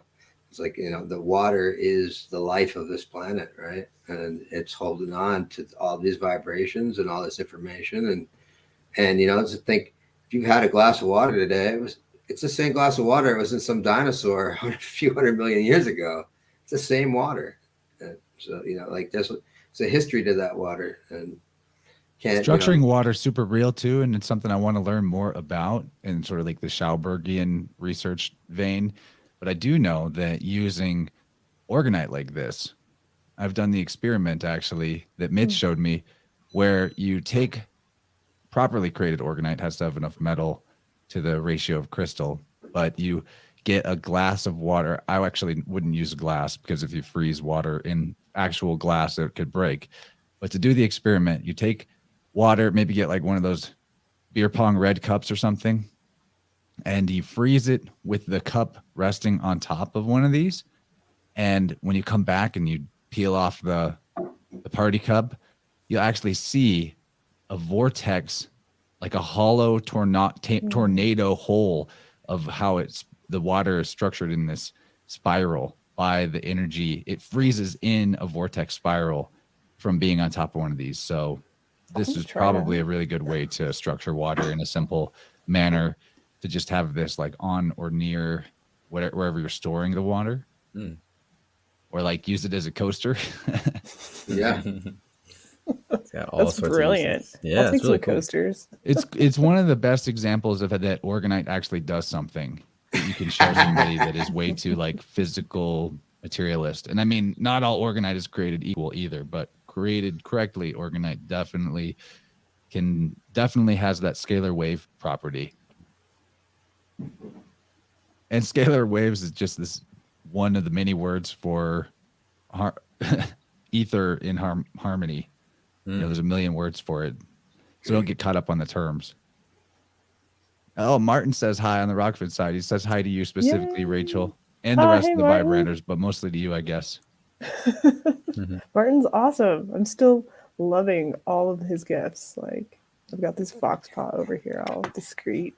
I have some weird stuff. Yeah, like, what did you just get in the mail from me? Oh, yeah, I just got a bunch of bones. It was a huge box. It was like this huge. tall box of bones that came from Snake Jones. Yeah. Jones Bones. Hey, Snake. Anybody in the audience want to throw out questions for the panel? We're definitely, here for that. But or either you, Rachel, or Jake, got anything for our two honored guests for tonight? I do want to bring up Mount Shasta, because I know there was a topic of discussion. Well, I kind of stumbled upon that location just by looking around on the Instagram page. But I'm curious, just when you hear of that place, what comes up, and what do you see from your memories of being there, or your aspirations of going there? What do you guys think? I mean, honestly, every time I've been to Burning Man, I've gone to Mount Shasta and got Mount Shasta glacier water and brought it to the desert to drink. And Mount Shasta is definitely one of those spots that's special to me. I've camped up there and done some sunrise hikes and things like that. And there's some interesting vibrational wizards that live at the base of that mountain. And it's definitely a beacon. If I could find a way to like have a nice little cabin out there, I'd definitely be living on. I guess they call that the heart chakra of the earth, the Mount Shasta there. And but yeah, when you drive by that place, it just can fill you with a feeling of awe and it's just so powerful. And I've driven through there in August and you still see snow. It's just like it really is a beautiful spot. It's someplace that is special to me. I'm under the impression, and maybe it's just, I don't know, I'm under the impression that it needs like healing often. Like, do you feel like there are people who go there to heal the earth, to heal the heart of America and things like that? Because I know a few people who feel led to do that, but sometimes I wonder how badly we need it. Like, if the vibes when you're there are like that, how you're describing, it seems like we're probably in better shape than we think we are. I mean, aren't we always? I'm going off camera for a second to help my dog. I'll be right back. Sure. You guys carry on. Yeah, I mean, what makes you bring up Mount Shasta? I believe I was seeing on the Instagram page that it was a destination, or it was a location that was on the agenda for the spaceship. Is that correct, Bootsy? Yeah. This past year we did Contact at the Cabin with Grimerica, and we did that in Arizona this past year. And I've never been to Mount Shasta, but a good friend of mine and someone I work really closely with, our friend Abby, who's a very avid dreamer, also has a very special place in her heart in physical space at Mount Shasta, as well as the dream space. Maybe we can work on getting out there and hanging out sometime when you're in another state. But yeah, we'll be out there next February for the manifestation Magic on the Mountain with Joe Roop and the Grimerica guys. So yeah, check into that. It's going to be, I mean, this past one was amazing. And this next time want to bring the spaceship, we'll have comedy and vibrations and cold water. Brandon Powell's there also. He's amazing. Like, he's been working with Wim Hof for like 10 or 15 years or something like that. So like the quality of the experience was not like beyond what I could have expected. And I think it's going to be really, really cool to go to Mount Shasta too. Like, I'm stoked about it. It just so happened to be like we were at this lady's spot, and it was like an Airbnb near the Petrified Forest in Arizona, and we had all these people there. And I guess at one point, she was like, "Hey, some of the neighbors are like, why are there so many cars and stuff?" And the owner was like, "I have a place in Mount Shasta. It would be great for you guys. It's on like X amount of acres, like 20 or 30 acres or something like that, and it would be great for you guys." So that's where we wound up booking the next meetup for that. So Mount Shasta is definitely on the board, as well as a lot of other places. Like James is going to be pimping this thing out all over the country this year. One-on-one, what's up? Reverend Juan. Hey, dude, I got your wake up call coming out tomorrow on the Blue Collar Mystics channel, so I'll be posting about that. I guess check it out. Illuminati confirmed. Nicolas Cage, hell. He's swooping. But yeah, that's going to be great. But, you know, we're going to be in Tallahassee, well, sort of near Tallahassee, somewhere in Florida on the Panhandle here in about a week or so. And then, you know, James is going to Electric Forest and Burning Man, all these places. So you'll have to catch up. Good stuff. What do you guys think about Burning Man since the pandemic? Because I think when I first heard of it in like 2000, I don't know, 8 or 9, I was interested in going for the art. I was like, this looks like a cool event. I don't know any of this music, but this looks cool. Like, I'm a visual artist. I like that. But then over time, I've heard different things about it that I'm like, I don't know if I want to be there. Like, well, here's the thing, right? Wherever people are creating, it's going to be fucking awesome, right? And so again, it's going to be like, you know, what are your expectations with this? Yeah, so I've done 7 of them since 2013. My first one was fucking amazing, right? My last one was amazing, but the experience is going to be different every single time. And a lot of people have all kinds of ideas about what their experience is supposed to be like, but most of those people that have opinions aren't creating, they're consuming, right? And some of the people who are complaining, like, you know, they got logistics issues or organization issues with the actual nonprofit that's running it. But to me, it's magic every single time. Yeah, you know, it's like, yeah, it really isn't. You know, it isn't organized at all in the sense of, oh, so and so is playing and these are all your headliners. It's more like, think about every event that you've ever been to or ever wanted to go to, and it's all in like one street of that place, right? So you got to think of Burning Man as more like a metropolis. You know, it's like we could all like go to New York City tomorrow, and there's a bunch of shit that we're never going to get into. It's just not resonating with it, not part of it, not into it, you know. But it's there for whoever it's there for, right? And that's what Burning Man really is. Is like, if you take the time to discover and connect, you're gonna find some magic there. You know, is there a lot of bullshit? Is there a lot of red tape? Is there a lot of politics? Well, it's 80,000 people, you know, for 2 weeks.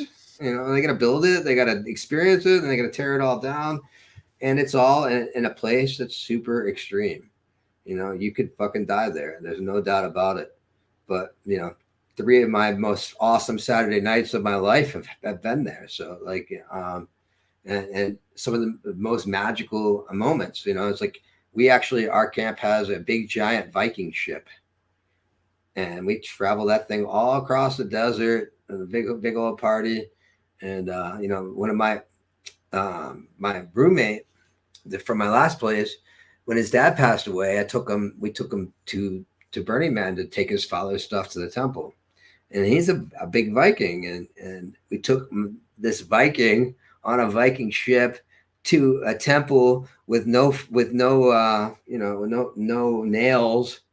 And we put all his dad's stuff in there, and we had a gong ceremony, and then we burnt it at the end of the week with everybody else's, you know, trauma and things they wanted to release.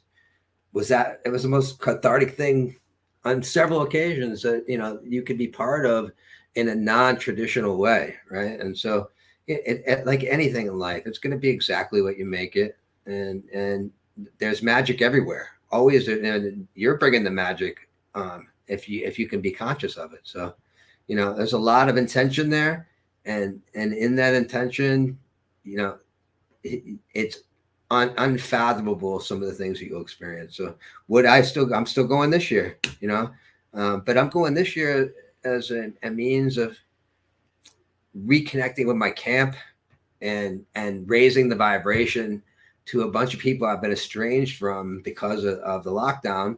And, you know, they miss it, and it's something they need. And I get to go and connect with my homies, and it's a different family. You know, it's definitely like my burning family and my status quo, interactions, and then my festival family and my professional stuff. So, I'm kind of got a bunch of toes in a bunch of different ponds, and that place will always be special to me.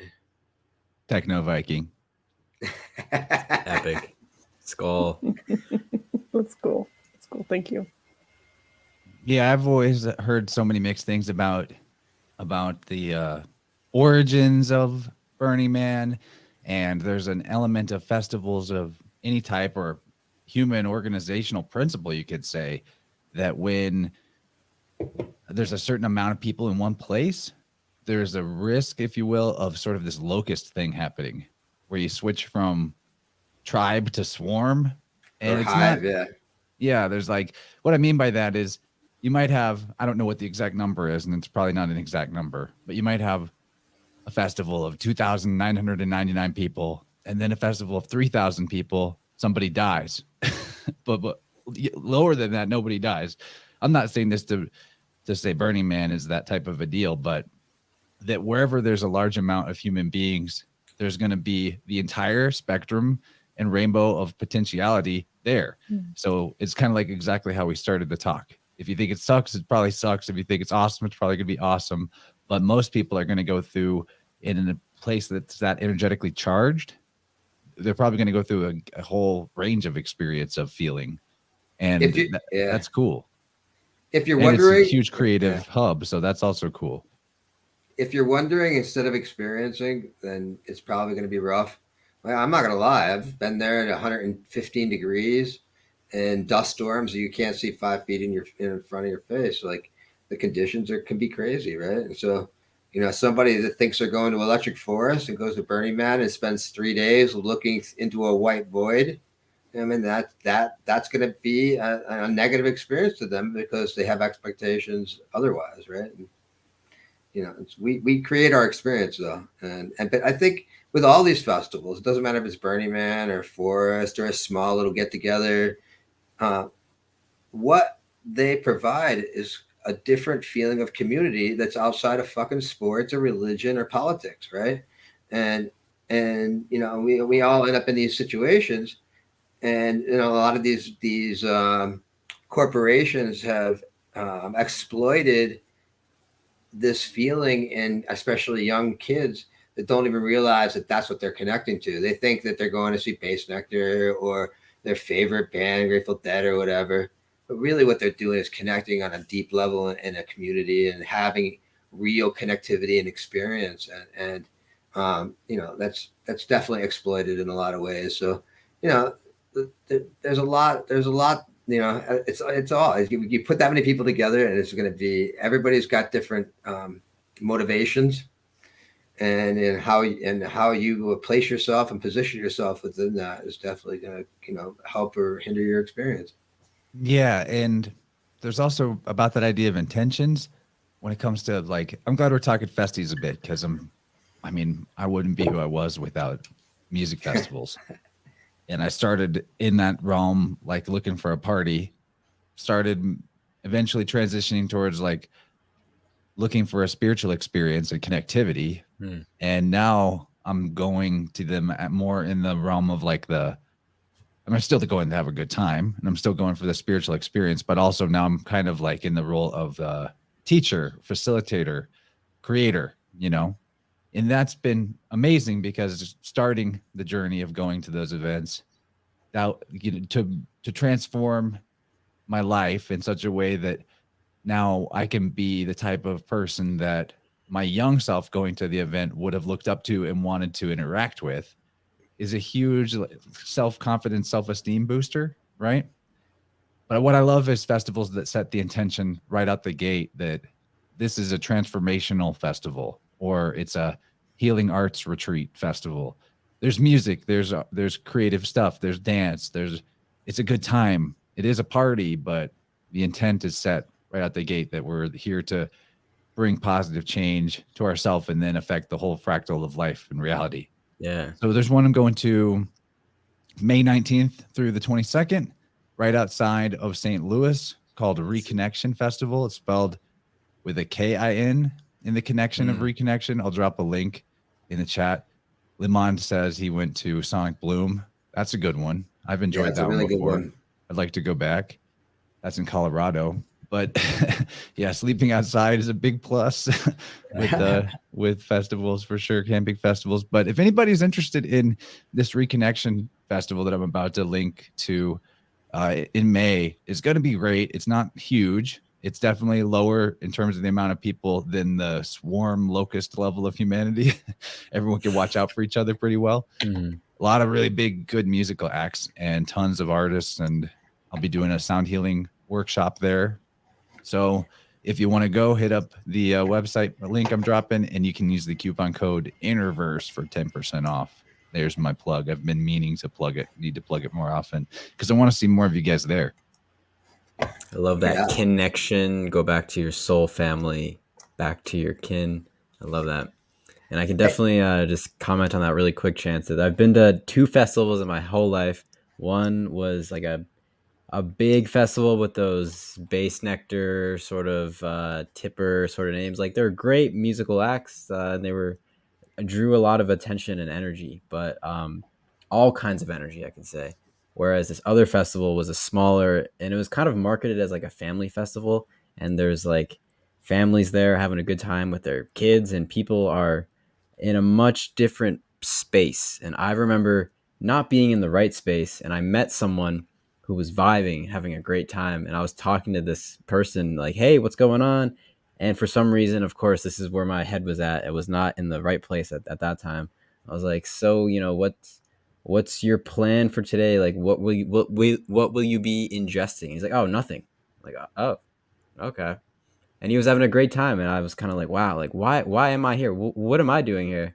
Did I come for the music, the community? Like, what was my goal here? And it's interesting to reflect on that as you walk into any experience, especially a festival with X amount of people, for sure.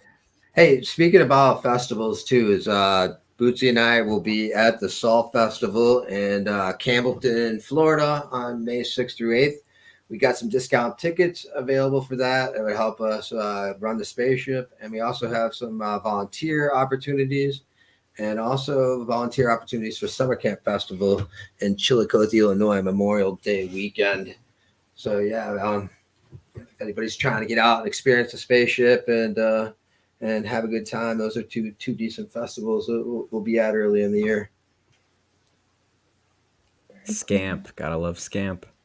Dude, Scamp's gotten a lot better than it has in 10 years ago. That's summer camp for people that aren't in the know. Yeah. It's called summer camp. Yeah. I was like, I don't know. This festival scene is very new to me. I've never been. I just heard. Yeah. It's a cornfield with speakers, and it's a cash grab for No, that's the joke liquor. is that some of these festivals are literally might as well just be an open field for high school students to do drugs in. Yeah, Skip's gotten a lot better, and they've done a lot of things to, they've got a permaculture spot where they teach workshops. There's a nonprofit area. They've really added a lot of art and stuff to have a more full experience there. And it's funny. It's like I kind of like the Midwest festivals a whole lot more than the West Coast festivals, even though like I fit in, my brand fits in more. But out in the Midwest, people just know I have a spaceship and they know they should ride it. Out in the West, they're like, I don't want to meditate. I'm not into that right now. And it's like they have this idea of what they think it is that I'm doing. And out in the Midwest, they just know the mystique. They've heard about their friends who went in there and had a magical experience, and now they want to try it. I drug so many friends over there at festivals we've both been to. What I loved about it is what you said too, is that being that it's sound and what it does is help you find coherence, that it's adaptogenic, like many mushrooms are. That the resulting experience will be more like what you need rather than a particular specific effect. So if you go in tired and you were hoping for more energy to make it to one more musical set, it'll give you that. If you're like too wired and you need to come down a few notches so you can rest, it'll give you that. It definitely sound response to your intent. And I would be really disappointed in us if I didn't ask you to hit the gong We've been looking at it all night. You know, we're all wondering. Yeah. Yeah, you know, I'm. Play us I a little hope it ditty. doesn't blow out the mic.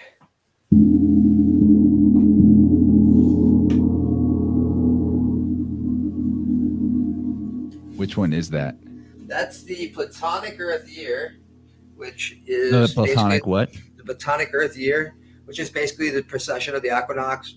It's the time. It's the frequency, which is an astronomical number that's brought down to a frequency we can hear, an octave we can hear.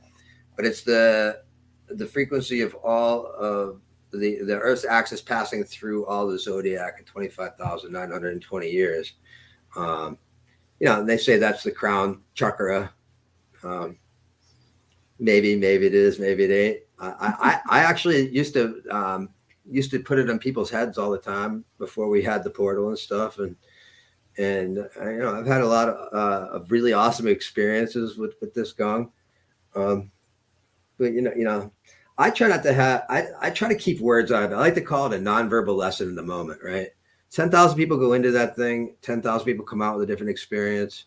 You know, I've ridden 500 times, and you know, and had the mother of all experiences on the 501st, right? And so, you know, it really is a time and space thing. I think that people's charts, where the planets are, like, you know, I've been learning. So there's the icosahedron was part of the resurrection ceremony in ancient Egypt, right? And so Dude, it's crazy you bring that up, because I was just thinking about how I learned today. I was today years old when I learned that the Egyptian priests had an initiation ceremony at a point where they would receive a new name, and they would wait for the space weather to be fortuitous before they do the ceremony. And basically they get a new chart, and they would use this to also to correct bad aspects or change, like it would lead to actual like personality shifts theoretically. It's like an upgrade. Well, you know, it's like there's all kinds of variables, right? So, I mean, this is the thing too, is like people go in and like, you know, 12 or 16 people go in there, and like one person will have this amazing, like life-changing experience. The others get like these light things that they need, and a really awesome experience. I mean, sometimes 12 people go in and 12 people come out, and like a squad will go in together, who all know each other and love each other, all hold hands, and they all like really get in, and you know, they come all out as standing ovation. I got goosebumps just thinking about it. But you know, there's a lot to be said. So I'm actually interested. I didn't know this until I started doing some research after my mismemberment, but I'm doing like 3 out of the 5 variables in that resurrection ceremony in ancient Egypt, right? And so I started. This is what brought me to Hermeticism. And I started really just getting really deep into magic and stuff. But every day represents a planet, and every hour, day and night, is a planetary hour. So very often, someone on whatever particular day, you know, especially like, for instance, I've had some amazing, crazy experiences at Sonic Bloom. They hold it at the summer solstice. So someone going in at that standing point of the sun at that point of the year, they might go in on a Saturday night, or a Friday night. We open up at midnight. So that Friday night is really Saturday morning, which is the hour of Saturn and the day of Saturn, right? And so Saturn represents limitations. It's the last planet we can see with our naked eye. And so that's part of ancient traditional astrology before we had telescopes. And so somebody who has whatever transits they have in their chart going in on a solstice on the Saturn day of the Saturn hour might just release something way more powerful than that guy sitting next to them. And, you know, it's like, I've been really trying to focus on some birth chart gongings and try to find auspicious moments for people in their charts. Like, you know, when you start getting into trying to calculate those auspicious moments, you know, you might find that, you know, that moment might be 3 years from now, and it's a lot of math and a lot of things are going on. So, you know, it's kind of, you know, that's one of my newest. I mean, not saying it isn't a cool idea, but it also brings in the element of like, how much can I control this? And some of the magic is that right place, right time. This was the synchronistic moment of your pineal awakening. Absolutely. But I mean, not to say you couldn't fuse intention into that with the knowledge of self, which is astrology. That's a really cool idea. Well, it's mostly experimentation. Like, I ain't making no claims. All I know is on my 501st time, I had my ass handed to me on the resurrection day and the grand conjunction of Jupiter and Saturn. So, Yeah, that didn't happen any other time. But like, you're gonna all ride of a sudden, it for the eclipse we're about to have. Yeah, I was going to ask about that. I mean, like any particular practices or intentions that you would set for this new moon? What I know about the eclipse coming up is that Pluto's going retrograde right at that moment too. a lot of planets will be actually, or this coming up soon. It's retrograde in my chart. That'll be fine for me. You guys have fun with that. But it's like, to me, it's just a very interesting, I don't even like to call it astrology as much as astropsychology. And, everything was everything, as above, so below. It's the fifth, second cosmic law of the universe, correspondence, right? And so the occult is really just psychology. But it's cosmic psychology. It's the, it's like universal psychology. Applies to human beings, but also to everything. Mm. Yeah, absolutely. And, it's, for me, it's experimentation. I mean, obviously, I've been having amazing results without putting like any of these labels or any of these ideas. It's all been a lot of random stuff. And, for a little while, so when I was working with my shaman, he was telling me, he's like, you got to go start experimenting and doing some things and see what works for you. And I started having people set intentions. And I found, like, there's a whole group of my friends who are like really close friends who this thing has changed their lives. And I really have their unconditional support, and they're always willing to like investigate and humor me on all these things. But ultimately, when I discussed it and I had this meeting with these fellows, we all determined that all of our most amazing experiences came without our mind getting in the way and without us setting an intention, without us thinking about it, because ultimately this thing is about not thinking, right? And it's a different kind of medicine. It's a different kind of modality. It's not, I mean, I don't even like to lump myself in with sound healers, because it just creates an expectation that I probably will shatter at some point for you, because I'm not a traditionalist by any means. I'm more like, let's fucking throw you in there and shut down your mind and see where your heart brings you, right? Mm. But it's like we're vibrating the fuck out of your vagus nerve and shutting down your mind. All that trauma and stress is hiding in your parasympathetic nervous system, and that vagus nerve is running through all the organs of your body. And I think a lot of people who do sound healing are afraid to bring that extra oomph in there, right? And they're afraid of somebody not liking it or whatever. I've always been attached to, I don't even care if you like it. A lot of what is called sound healing is very like gentle and just like creating this sort of serene meditative moment, and it's really more about what you bring to it and the awareness practice you're doing with the sound. Exactly. But, so with even what I do, a better word for it is sound balancing rather than sound healing, because it's totally different. What you're doing is like full immersion sound, huge power. What I'm doing is like surgical technician work, going into pinpoint areas, and it's like working in the aura. And none of it's wrong or right. People can't even hear what I'm doing. Yeah. So it's more of it's like a subtle thing versus a huge thing. But sound healing as a phrase encompasses so much that it's like practically worthless in terms of a descriptor. That's why I say I'm not healing. In fact, I'm providing a space, and at most I'm putting some energy into trying to quiet your mind, and you're doing all the work. It's it's your experience, your perception, your body, your cells are responding to this environment like they do every environment. And the thing is I'm just creating an environment that 99% of the population has never put themselves in. And, like, when you go in there, it's like, you think it's going to be intrusive. You think it's going to be, overpowering, but it's really like being in a womb. It's like, it's being like wrapped in a blanket of the sound of creation. Right. But you can't, I could give you bullet points, all these things, and put it on a flyer, and all it would look was like is a bunch of bullshit. Right. So it's more like, hey, I have this spaceship. Why don't you hop in there and see where you go or where it takes you. Right.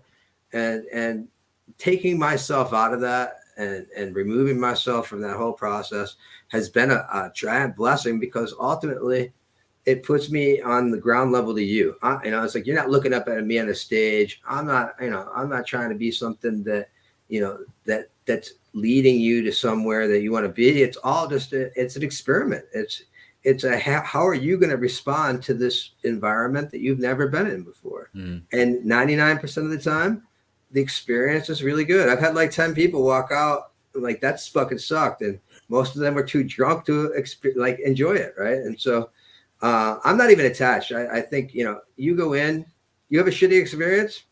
I might want to, what I could have done, what we could have done to make it better. But I'm not attached to changing your perception over what you think that a gong might or might not do for you. And that non-attachment has allowed me a lot of freedom to practice on, I'm kind of like, I always make a joke. It's like, I tell people, Jerry Garcia's in there. Get in there, hippie. Jerry Garcia's in there. Fucking go see what the hell's Jerry's going on. waiting for you. Yeah.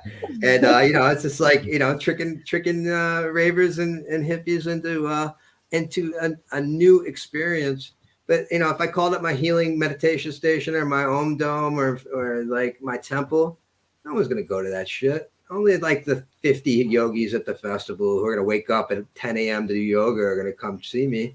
And so I literally created this new environment, and it's served me well. And it's just counterintuitive to the rest of the sound healing community. I could guarantee you that most of my contemporaries are not going to go play for 30 minutes of Rumble. It's just not, they're not going to do it. But like, to me, that Rumble is the rocket ship. And inside that Rumble, you turn your mind off, and your heart has a moment to be like, holy shit, wait a second, the mind's not running this? Wow, well, you remember that thing you were holding on to? Well, maybe you should let that go. All right. And then I have a question on that. Yeah. I'm sure you guys are familiar with the Icaros, like the music of the ayahuasqueros, and this vibration, this frequency that guides the experience. And I'm curious if you see a parallel, or like what you think about being able to guide the experience in a particular way, especially if someone may happen to tell you their intention going into it, or if they don't and you're going in blind, you could say. Like, what do you guys think about that? I mean, dude, those are traditions with plant medicines that cannot be denied, right? I don't know enough about shamanism or my interaction with my shaman and other shamans or legitimate shamans hasn't been enough for me to actually make any claims of that. But I can tell you that through my own ceremonies, those songs, didn't mean anything to me personally, and it just sounded like, they could have been speaking authentic Cajun gibberish, and it would have been the same thing. But it's the intention behind the practitioner who's willingly and putting that energy out there and connect, and that practitioner. And this is the thing I didn't know about shamanism, is I thought shamanism was some dude who's babysitting you and keeping you from having a bad experience, right?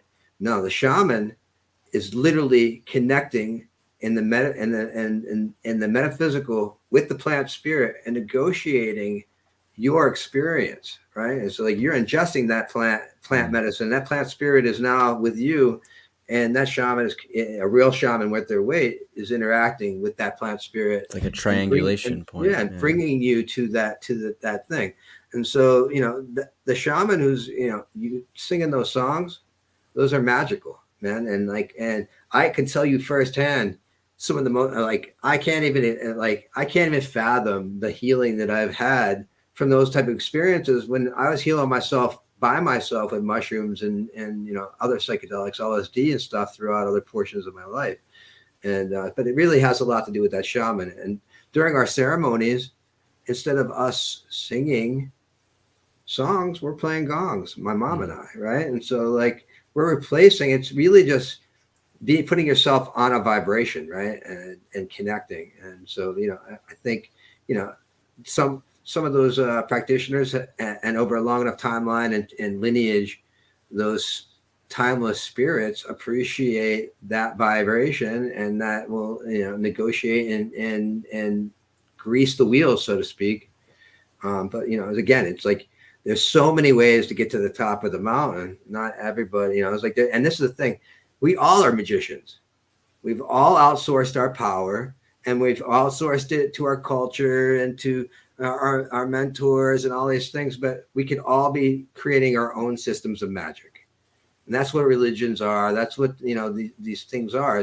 Amen these to that. are, we have the power to really put that time and energy in. And and some people, we come from a time we have instant gratification, right? And that instant gratification, it's easy for people to throw the baby out with the bathwater. But I've had the luxury of never having a boss and just living off of my creations, and so I've seen the magic firsthand, and I've seen it over a long enough trajectory now to understand how I wield what I wield and what I've done and how I've done it. And now that I'm not a teenager anymore and know that I don't know anything and don't think that I know everything, like there's always more things to discover about yourself in almost any situation. And that's when we literally are the technology, and we all can create our own systems of magic.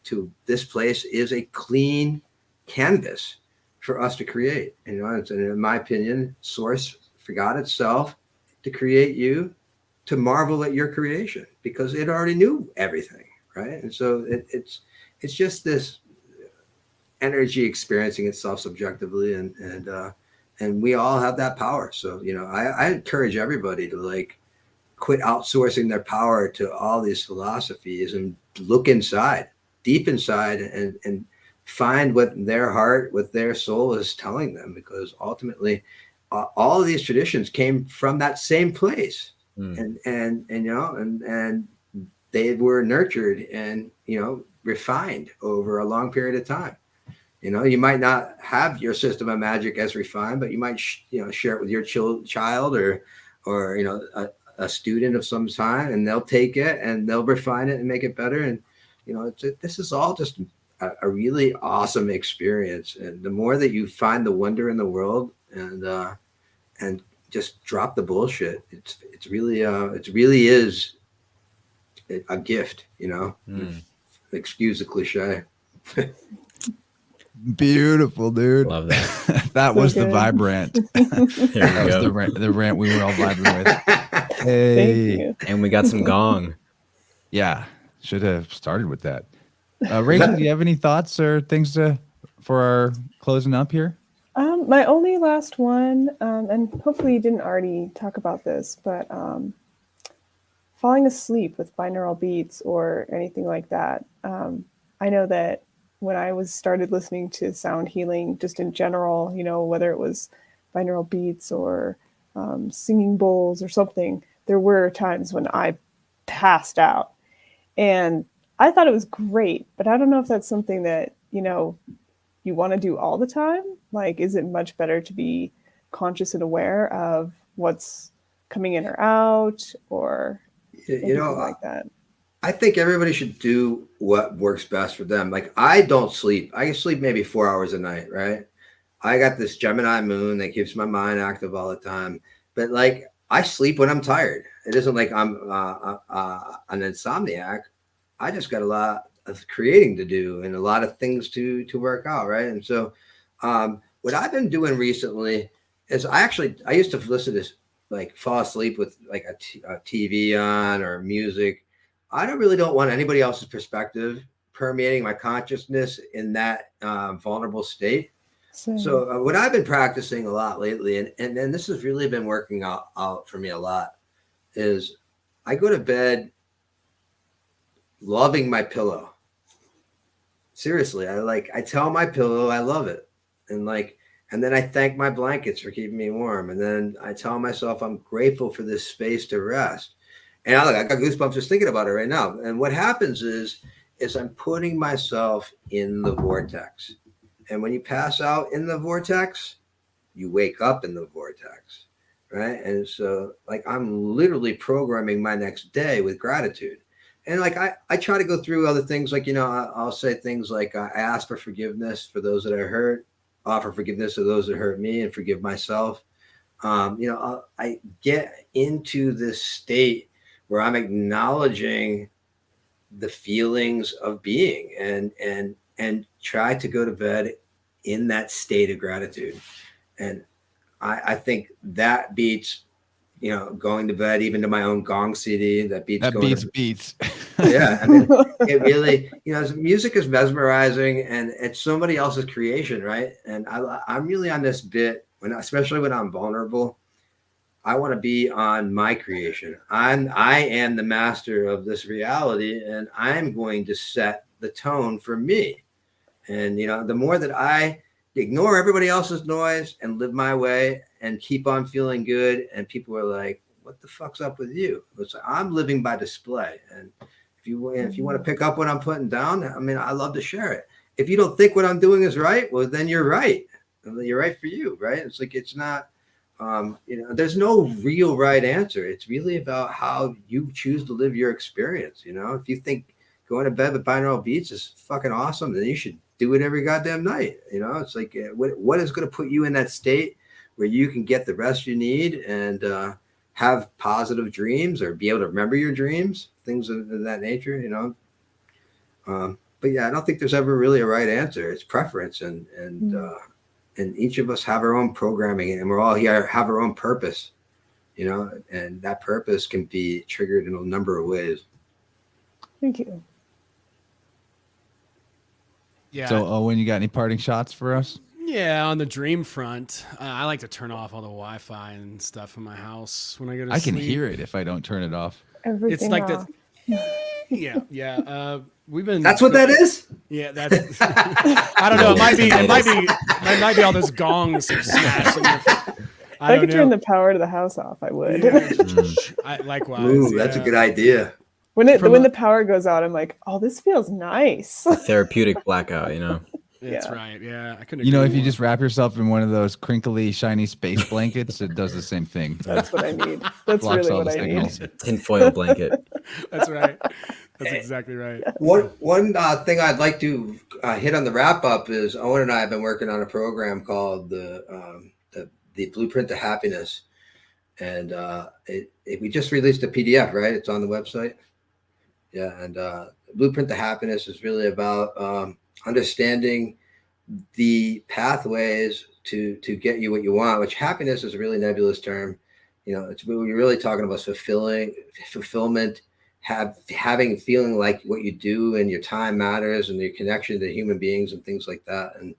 And really, we're just kind of putting together a program that allows people to look at all these aspects that are overlooked. And you know, and one of the main ones is mentors. When you hit your first brick wall in life, is it money, love, or health? And who taught you that? Most people's mentors are their parents, and they're operating from their survival mechanism that was provided to them from their parents and their survival mechanism, right? And it's like, you know, if you just think that love, the word love is love, and or, you know, apple a day keeps the doctor away, or you think earning money is that, it's like you're not getting the full point. You're getting someone else's perspective, and you're not living through your human perspective. And it's like the people's coping mechanisms might be the right thing for that right place and right time, but the world's changing every day. And so it's really about looking at your mentors and where you're going to bridge the gaps to what you think you know and where you want to be. And going to be be releasing a mentalism course, email course, and probably next week, and starting our coaching program for the Blueprint to Happiness June 1st. Was that correct? That is correct. All right. That's awesome, man. I just dropped the bootsygreenwood.com. That should be a good place to go to stay updated on the projects, right? Yeah. Blue Collar Mystics.org, right? Yeah. I'll put Oh, that. we got another website. Yeah. I'll add that to the show description too. And I can be reached at Sonic Portal at Instagram too, if anybody wants to send me a message or wants to volunteer for the spaceship or just shoot the shit. So. There's no way I could get you to this festival near St. Louis. Dude, let me tell you something. I sent them an email a month and a half ago. I missed their sign up by like 3 days. They sent me an email today finally. They're like, oh no, we have our budget, we got no more tickets, we'd love it if you bring the portal and buy a ticket. I'm like, yeah, I'm not bringing $50,000 worth of equipment and working for free and buying a ticket. Like, you guys can give me a bracelet if you want me to come. I didn't respond, but I was like, okay, guys. If I get you a ticket, will you come? Because I want you to, dude, I want to ride. I mean, shit. I mean, it's like, here's the thing. I have to put together, one of the girls that's coming down to Soulfest would probably join me for that. And I need at least 2 or 3 people to join. Yeah. I mean, like, honestly, I wouldn't mind shooting the shit with you. We could, just set it up and do a couple hours a day and just chill too. It's a place to be for the weekend and connect with people. And, I do want to, it's my goal to share with as many people this summer, because ultimately there was never any integration. People would go in, have these amazing experiences, and I'd be like, have fun at Base Nectar. See you later. And like, you brought me to God. I'd be like, yeah, that's cool. Man, I didn't believe in God, right? I didn't have a source perspective. And so now it's really important to me to provide this experience, but also provide integration, because after the last 10 years, I've seen a lot of drug abuse. I've seen a lot of people off purpose. I've seen a lot of people following the crowd and not finding out who they are, living through, these DJs and communities and things of that sort. And, I just want to give people the opportunity, like the healing that I've had from that thing and through some of these modalities that are in our program that I healed before I even met Bootsy. And a lot of his stuff in his program is stuff that was true to me. And, I really want to help people find out what they're supposed to be doing. Wherefore, that wasn't a goal. It was a byproduct. And now it's important to me to get as many people on purpose as possible, because I've always lived by my heart and only done what my heart told me to do, even though my ego got in the way often. And now it just makes so much more sense. The whole trajectory of my life and all the things that I've gone through has brought me to this crossroads. And now, I know what my purpose is. I know what I love to do. I know that I want to, basically I want to write lots of comedy. I just finished my 5th draft of my screenplay. It's a comedic screenplay called Same Day Delivery. It's a banger. And to me, it's fucking hilarious. A lot of people believe in me, and I don't talk about it a lot because I just like to deliver at this stage of my life. I don't like to just spew stuff, so I haven't really been talking about it much. But a lot of people really believe in it and believe in my perspective on it, and I really believe that I'm gonna sell it or one of these other screenplays that I've been working on, and it's just going to give me the opportunity to continue working on these programs, which is helping people find their purpose and giving them some emotional freedom. Because the emotional freedom that I got from my activities without even trying, I cannot even tell you like how much I enjoy life. Like the fact I woke up like 6 months with a smile on my face every day from being a grumpy motherfucker for most of my life, fighting the battles, right? And I just want people to realize that they can really let go of these things they're holding on to and find out who they really are, and also inspire others and create awesomeness, because we all can create our misery.